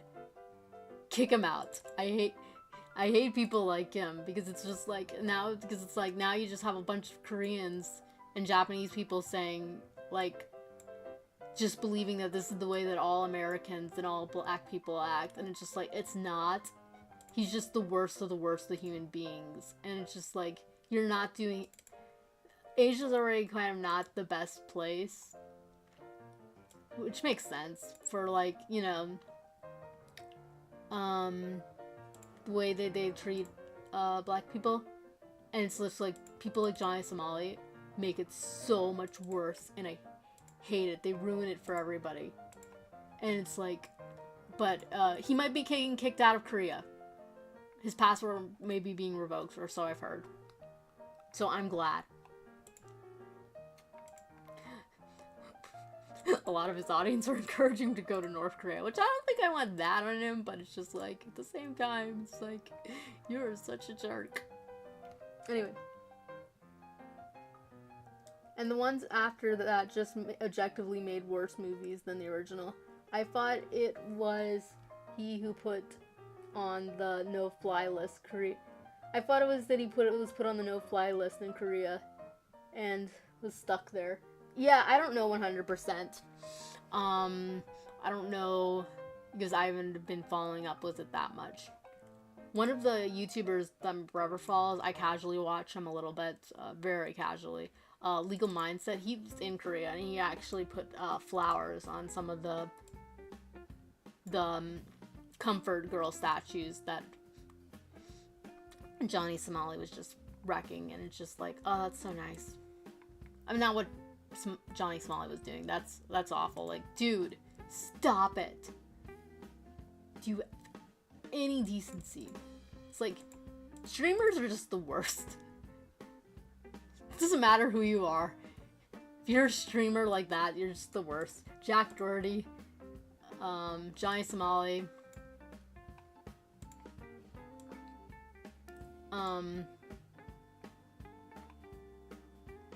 those kind of streamers are the worst.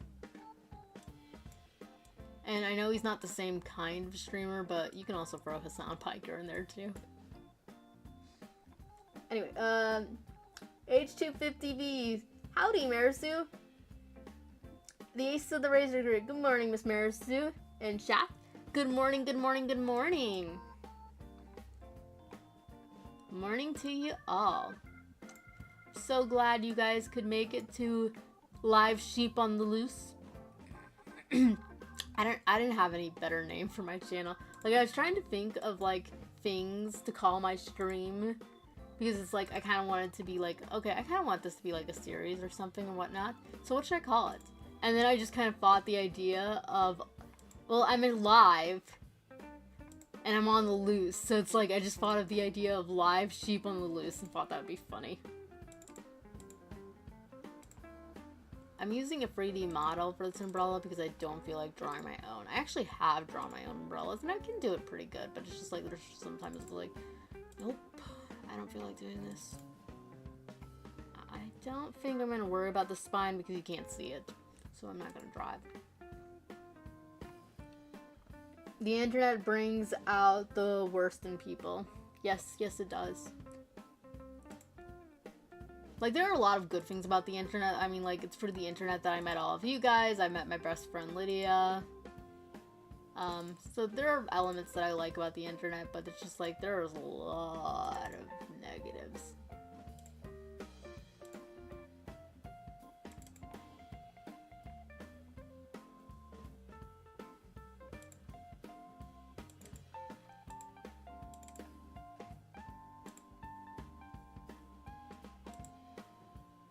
Like a whole bunch of people who are saying that they're glad that a squirrel was killed just because a bunch of people are mad that the squirrel died.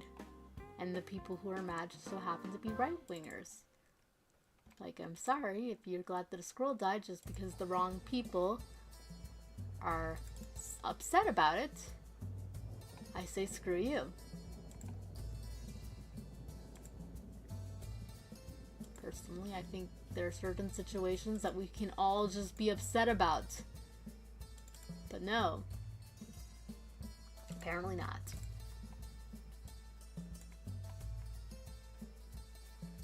I dig the name. Same. I'm glad you guys like it. Because there's sometimes it's just like, I'm thinking, should I change it? But I'm like, nah.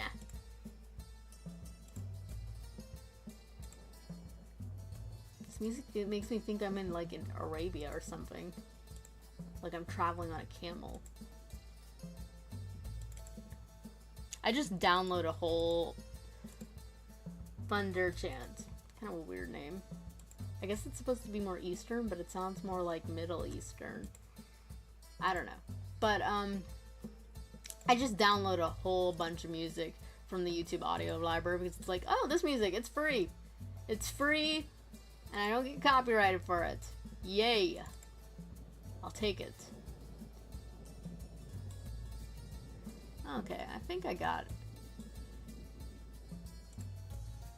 it. Okay, I knew it.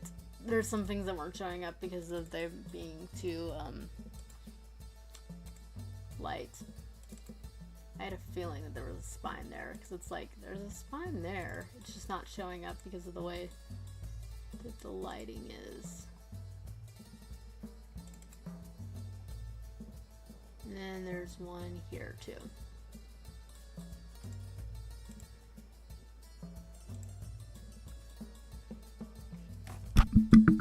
What happened to Peanut and the raccoon was a never case of I'm not a big fan of government on 30 on 30. Yep.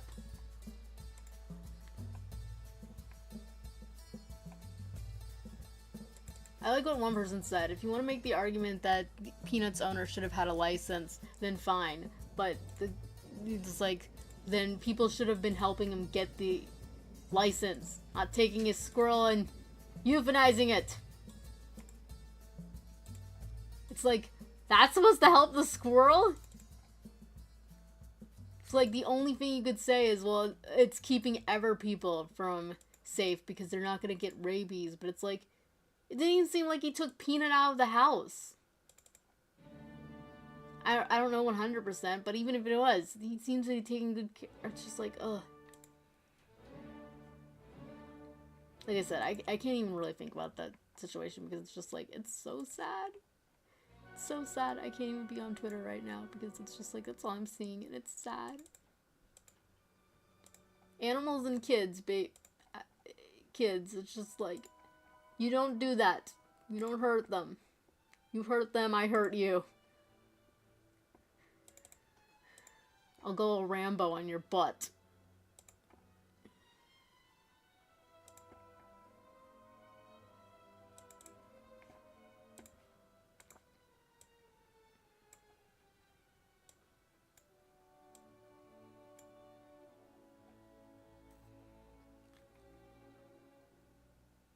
The PETA solution.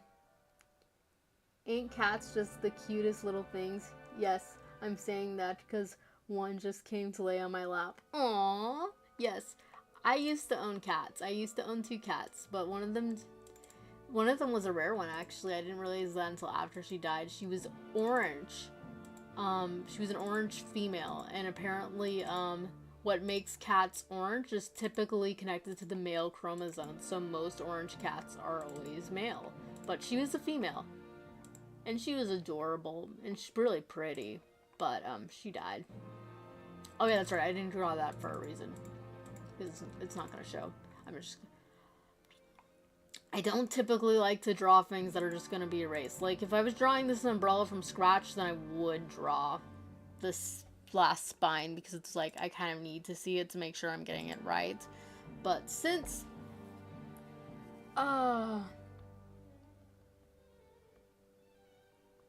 Merisu, first year, part 2. Whoa, that's neat. Garfield, but female. And not a fan of lasagna. Yeah. So anyway, I was talking about my cats. Yeah, so, and then we also owned Boy Cat. He lived a lot longer. He lived to 2017. She died in 2009. Same year my uncle actually passed away, sadly. Oh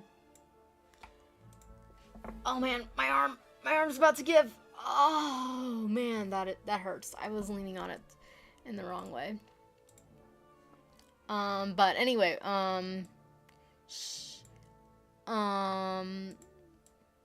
she passed away in 2009. He passed away in 2017, right when we got our dogs, actually. So that's actually kind of funny because he saw he had 2 cats and 1 dog named Root Beer, and he passed away, and our older male cat, he actually saw him pass away, and I think that kind of scared him because we did it at home. I don't know what the proper word from his euthanasia, I guess. But he, unlike Peanut, was old, and you know, it got to the stage in his life where it's just like it was too painful for him to live, because it was just like he probably had a lot of things wrong with him that we weren't even aware of, and his body was just really deteriorating and stuff, so it just got to the point. And we were able to do it at home, which was very nice. And but our cat ended up seeing it, and I think that kind of spooked him and kind of made him get even more older. And then, much to our cat's chagrin, he's like, I finally got rid of the dog, and we got another one, Winter. And Winter, he was just the sweetest little boy. He was so cute. He wanted to play. But our cat, Bayberry, he did not want to play. He was old. He barely got to the point of where he was starting to tolerate Root Beer. But he didn't start doing that until Root Beer was much more older. Plus, he could kind of keep Root Beer in line. Winter, however, he was a puppy, and he wasn't gonna listen to he wasn't gonna be afraid of no cat. And so, because of that, Bayberry hated him. And then we ended up getting Tulip, and he ended up being in the same room that we brought her home in, and he hated that. He hated that so much. And then, sadly, after that, it got to the point of where it's just like he couldn't live anymore, so we had to take him to the vet. But he lived a very good long life. Same thing with Root Beer. Same thing. Bittersweet didn't live as long, but she had kind of some problems, health problems. So that's why we had to sadly put her down. Anyway.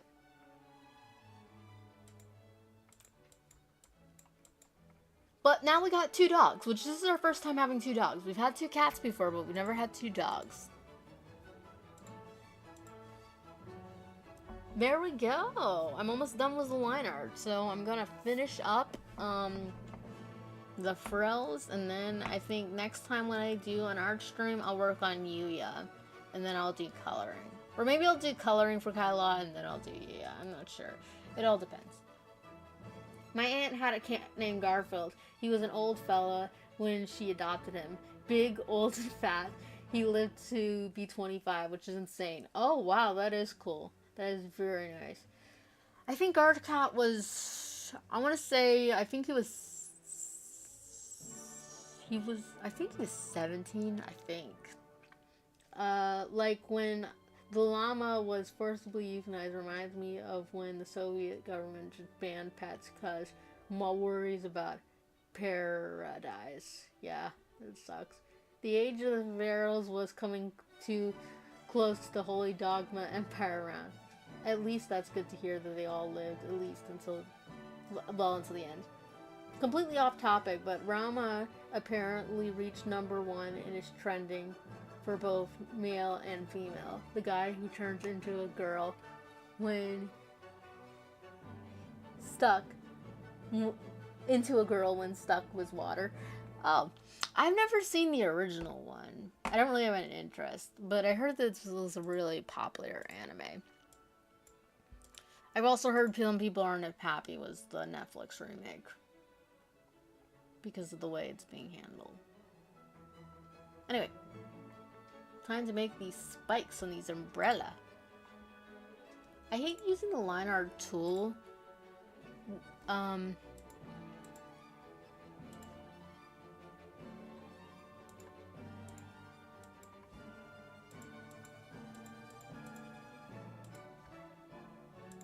Over the pen, because you don't get the same levels of like change in you don't get the same levels where, you know, it gets thick and thin and stuff like that because it's all uniform.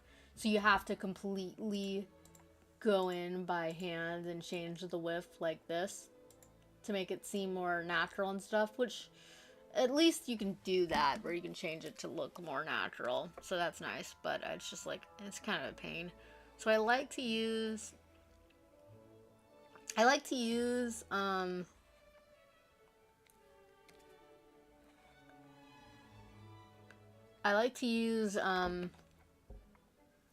the pen as much as possible over the line art. Well, the curved line, I guess is what the continuous curve.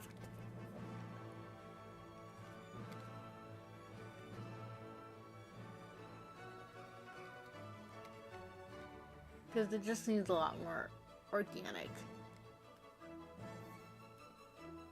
Our oldest cat, the mama, is around 5 to 7. The brother and sister are 4, almost 5 years old.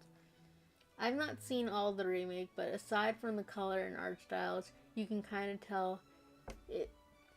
tell the OG had a lot more creative liberties aside from it being uncensored.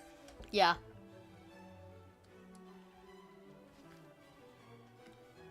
Like I've always said, I've never been a fan of censorship of the original creator's work. If for some reason you want to make the case that it's dangerous and it shouldn't be there, then just ban it. Don't change. Just ban it. Which I don't always agree with that either, but it's like, better to ban it in my opinion than change it. Because if you're changing it, then it's just like, you get the worst of both worlds. You get the story's still out there, but it's not the author's original intent. And I don't like that.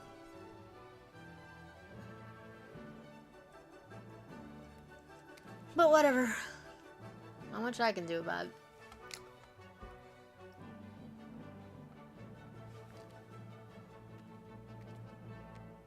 This is weird music, but it's kind of fitting for Kaila because she would be that type of person who likes classical. Which again is like Like, one time I drew Kaila as, like, a rock star, and she was doing, like, rock music, and I liked the picture. In fact, I think I got it. Let's see. It's around here somewhere. I just don't know what it's called.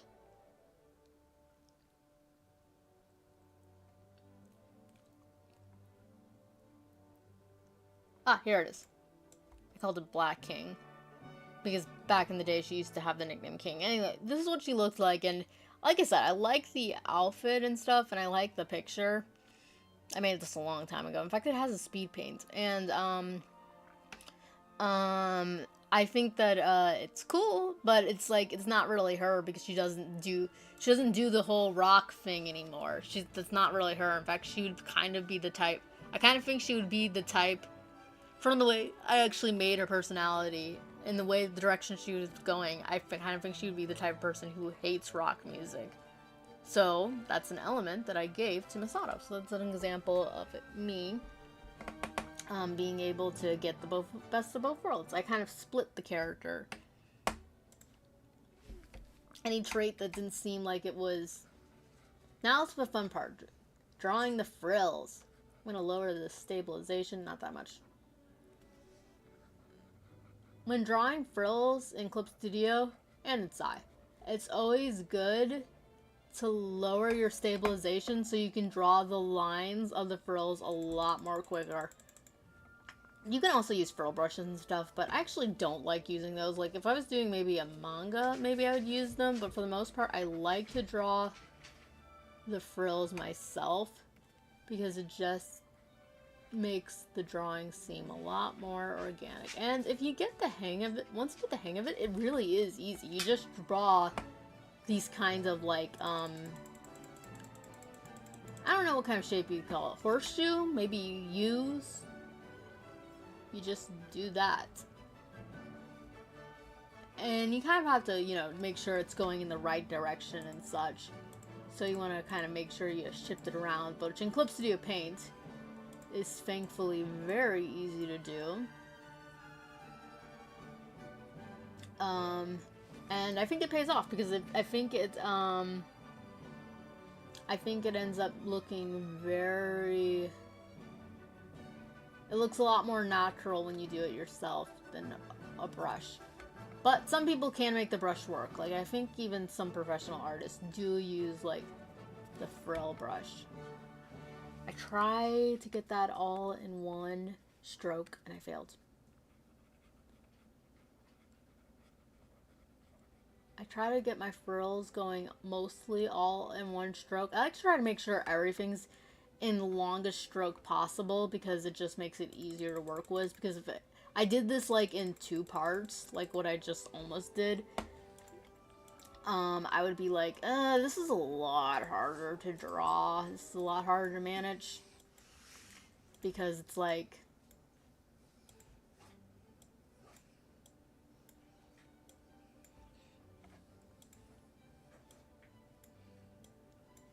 I got 2 sections of it, and I really don't like it. Like, if I could actually do the entire frill in just 1 stroke all around, it's just like, I would do that.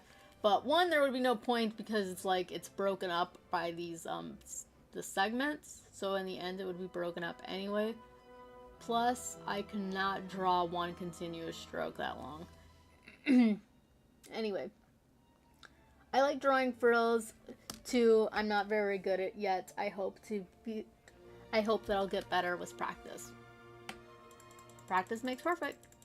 I think that's one reason why I'm actually so good at drawing frills is because I've pretty much drawn them like since forever. Like, this is one drawing that I did was it. And this is of Kaila again, and this is of her wearing a white dress, and I really do like that. I think I just kind of like copied it off of a drawing of, actually, on the similar topic, I think it was copied off of, semi-copied off of a drawing, some fan art of, I don't know her name, but the main character from Mad Father. Is it Mary? That doesn't sound right. No, Mary is from Eve. Darn it, I don't remember her name. I look it up now. I gotta look it up. It's killing me. Let's see. Matt Faber. Matt Faber. Aya. That's her name. That's her name. Wait, it takes place in Germany? Is Aya a Japanese... Is Aya a German name? Because it doesn't sound like a German name. I don't know. Anyway, it was based off of Aya. And I really did like drawing it. It was really fun. I actually... So, originally Kaila did wear colors, as you could see from that outfit when I draw her in a Rockstar outfit. She was wearing, like... I can actually close these up. She was wearing, like, blue and stuff like that. But, for the most part, I've always made her... Ever since I made a decision to make her just wear black. I think I got the idea from Saki Hanajima from Fruits Basket, how she mostly always wears black. So, now I'm a little bit more lenient. Like, there will be times where she doesn't wear black. Like, when she uses her full power, she kind of turns into, like, a magical girl. And that outfit, as you can see... from here. It's not black at all. It's got white and pink and blue, and I love it. I love this outfit. It is so pretty. I'm very proud of it. Like, I might change some details about it. Like, I might change the tights, but for the most part, I'm very happy with that outfit. And I will still keep that element. When she uses her full power, she transforms into, like, a magical girl, and that is the outfit she will wear. She doesn't really like it, though, because it doesn't have black in it. But, like I said, for the most part, I'm not, like, completely steadfast to it, but for the most part, she does always like to wear black. Originally, there was, like, some dark and edgy reason to, like, oh, she wears black because she's always in mourning. But then it's like, I don't want that. She wears black because she likes black. That was one of the first things that I changed because I just realized from the way it sounds, it's like, this is making me puke. This is way... The idea of her wearing black because she's always in mourning, it's like, that just makes me... Like, even as a teenager, in my edgy girl state, I was just like, that's just... No thank you. No thank you. German daddy is angry. Not flower. Next. Nothing about the game... from what I've seen of it doesn't make me think of Germany. Maybe it's just a Japanese person's idea of Germany. I'd increase the stabilization now. I decreased the stabilization to make the frills more easier because it makes me make the lines more faster, but anytime I'm drawing anything else, I gotta increase it. Yeah, I mean, I've played some of the game, and I've seen a lot of the cutscenes. And I don't know. I wouldn't really say Germany. I don't really know how you put that together, but whatever. The game wants to say it's German. Then it's German. I want to make a joke. I want to make a joke so bad. But YouTube would take it the wrong way. So I will not. I will restrain myself. But it's a joke about Germany. And it's not allowed by YouTube. I think you guys can guess what it might be.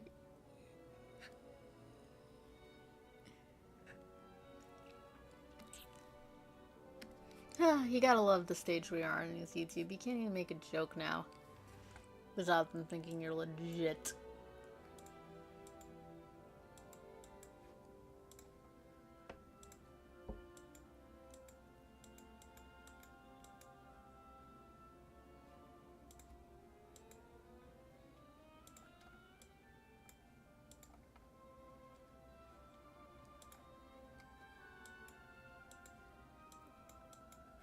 Joking actually is better.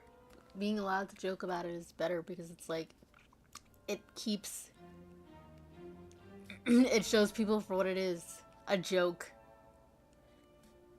That's half the reason why I think certain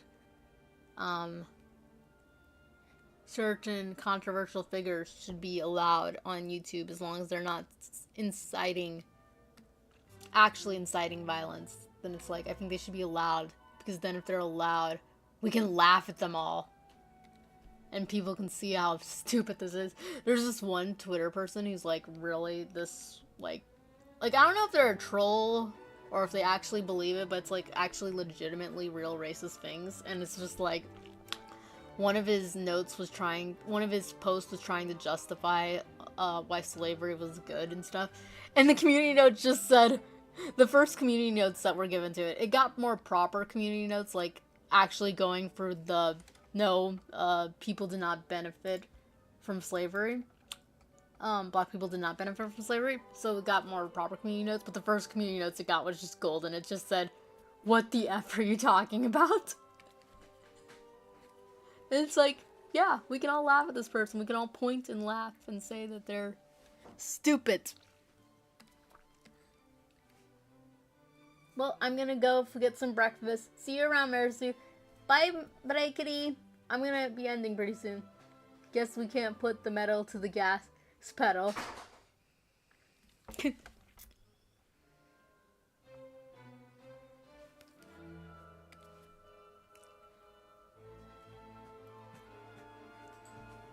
But no, I think we should be allowed to laugh at the stupid people in the world.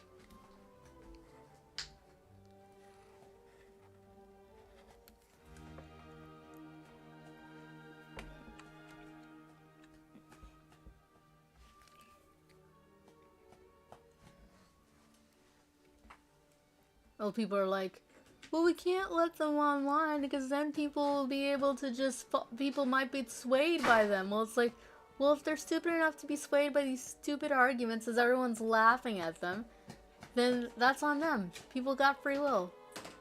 But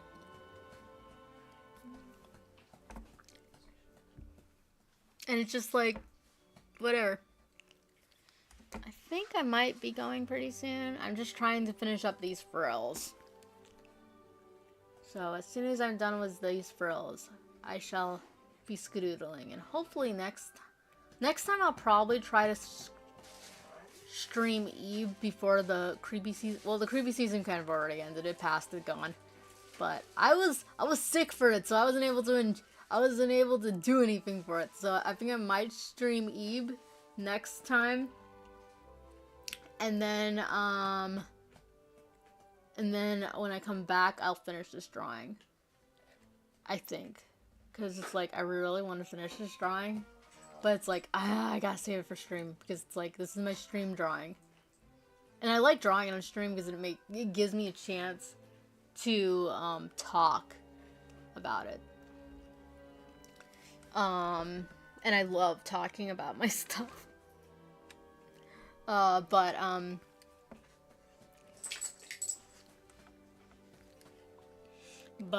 the one problem is that it's like, there's times I open it up and it's just like, I want to continue drawing this because it's like, I'm actually really having fun with this drawing. This drawing's been a blast.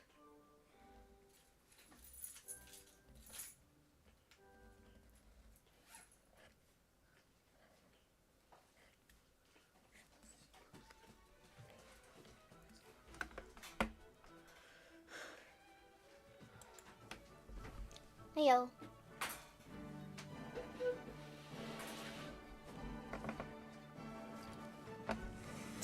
Speaking of Germany, did you know that there's an area called the German Coast north of New Orleans, and it's called that cause a good bit of Germans settle there. Oh, I didn't know that. I wonder what kind of Germans they are.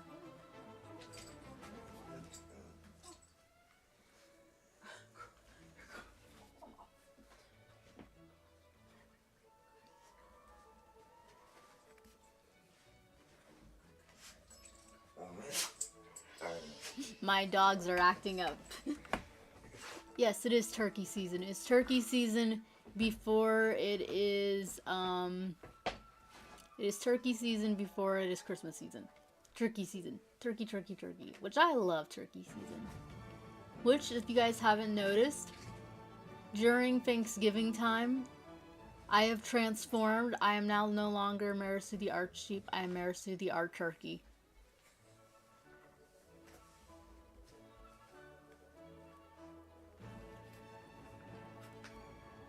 So it is all gobble gobble from here, folks.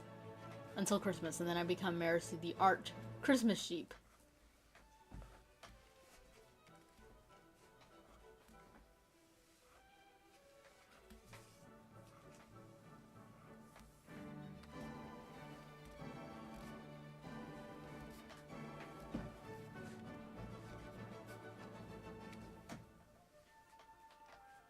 Sheep is turkey. Cute. Yep.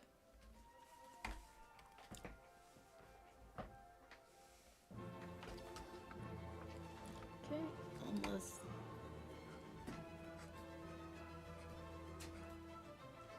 This gets to the point where it's taking too long. I might have to stop before I even finish the pearls. Which, oh yeah, that's something I forgot to mention. If this drawing actually looks different from the last time I drew it, is because I was actually unhappy with how the line art was. So, the beginning part that you saw, I completely deleted it from the last stream. And, I redrew it because it was like, ugh. I think it was because I was drawing live. I couldn't really take the time to think how the certain elements of the body worked. So, it's just like...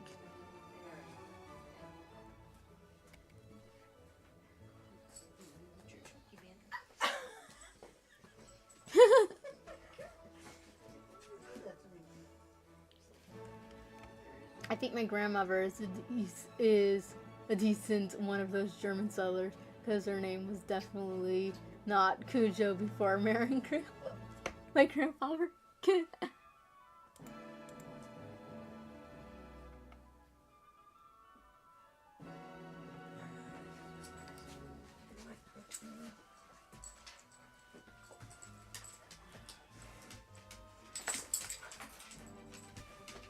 My family's actually part German. German, Italian, Polish. We got a lot of things. English, Irish. Then of course me. I am Indian. So yep, we got a pretty diverse family. Although, I think if you were to just consider us one thing, like, it would be,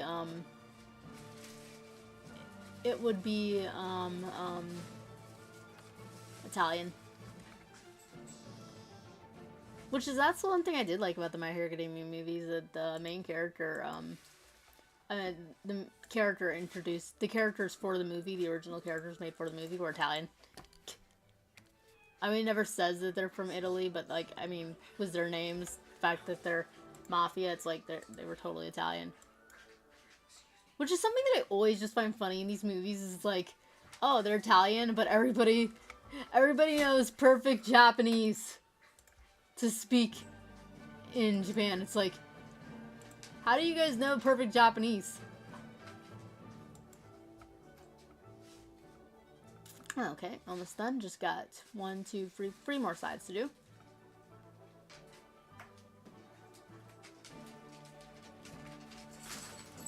Guess correction may be needed to happen when you are more focused. Yeah, there's just sometimes where it's just like, I need to step back and actually think about it, and when I'm doing that live, it's like, I can't always think about, That's why I'm a horrible art teacher. Like, some people are like, oh, teach me how to draw that. I'm like, I can't, because I'm horrible. I don't even know what I'm doing. I can't teach you if I don't know what I'm doing.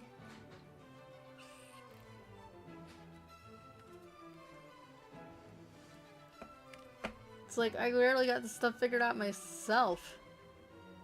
I can give tips, but that's as far as it goes. Because... tips.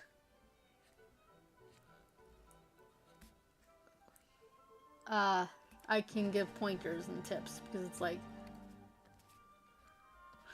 with drawing frills, like I said, lower your stabilization and just kind of draw this, swiggly swaggly. I don't know the proper terminology, see, I'm not a good teacher. If you draw that swiggly swaggly formation and lower your stabilization when drawing it, if you're on like clipstudiopaint or painttoolsai, then that is the best way I can think of it.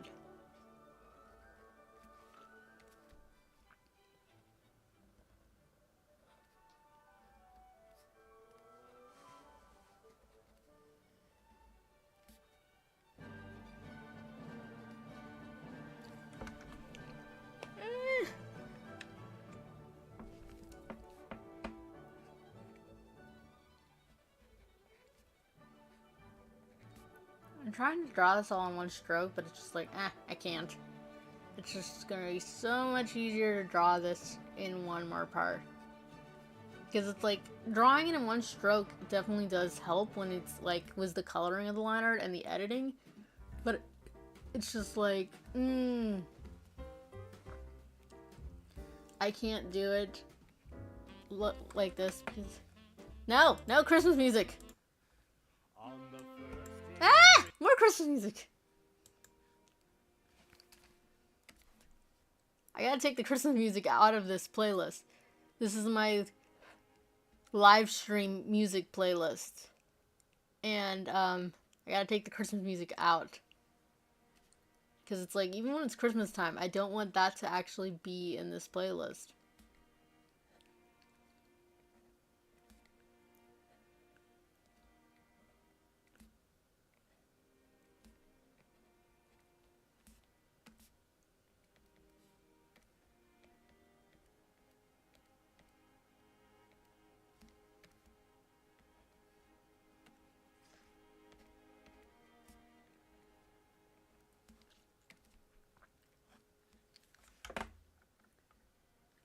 Frilly. Yep. I do like a parasol with frills. Which, yeah, if I do, like, if... This is another reason why I can't do monochrome house, because there's just certain things that are just like... This would be a nightmare to draw this parasol. Like, in a manga every time. I think in that case, I think I would use a frill brush. Like, I would just cheat and use a brush, because it's just like... Drawing this on a deadline just seems... like a nightmare. And I've seen artists use frill brushes and make them feel natural. I think the biggest problem that I have with frill brushes, that a lot of people do not know how to use them. So they just like casually put it on there, and it's just like, well, that looks awkward as all get out. It does not look organic. It does not look, it doesn't blend. You didn't make it blend was the coloring at all. So it sticks out like a sore thumb. So it's just like, and I'm like, I know I wouldn't be an expert in hiding it. So it's just like, I don't want that. So I try to actively avoid using them, even though I actually got quite a few frill brushes, but I just like, I don't want to use them because it's just like, I don't like the way it looks. You have to have skill and talent to use it properly. Because it's a brush for shortcuts and stuff. And so because of that, a lot of artists use it lazily. And I get it. But at the same time, it's just like, if you want it to look good, you gotta actually take the time. Just because it is a shortcut, it doesn't mean that you should use it without any, like, thought.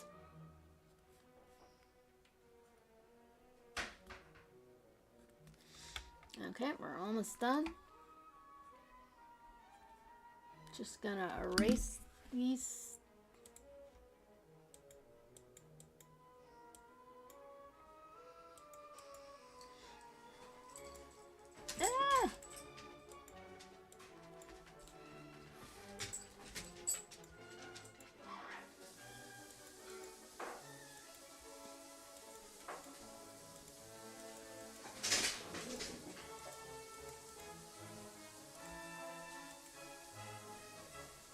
And then, okay, I just gotta put the petal to the middle and close off those gaps because I forgot to do this. Add the Mariah Carey. Gotta have the frills and the sojo flowers along with the edges. Ever watch One Piece? There's a character called Persona who has that type of umbrella. No, I've never watched One Piece. I've watched I just watched my first episode, I think it was this year, or was it last year? I don't know. It was the episode about Zoro's past, because it actually legitimately interests me, so I wanted to look it up. So I watched it, and I liked it. It was good, but it's just like, there's too many episodes of One Piece. I can't get into it. I don't know what's necessary and what's can be, like, skippable and stuff. I think it's, like, going on a hiatus, so it's like, maybe one day when it ends, if Oda actually gets the ending of it, I will watch it. But until then, probably won't. It's got a little, it's very intimidating. Okay, there we go. I'm pretty much reached the end of that. I hope you guys enjoyed the stream. I really had a lot of fun working on this, and it's always fun to chat with you guys. I will be back with another stream, hopefully real soon, and I will be back with another video, hopefully soon. I got something planned. That's little. Oh, I forgot to do that umbrella. I'll do that later. But I got something planned that I'm hopefully gonna work on, and hopefully that will turn out nice. And until then,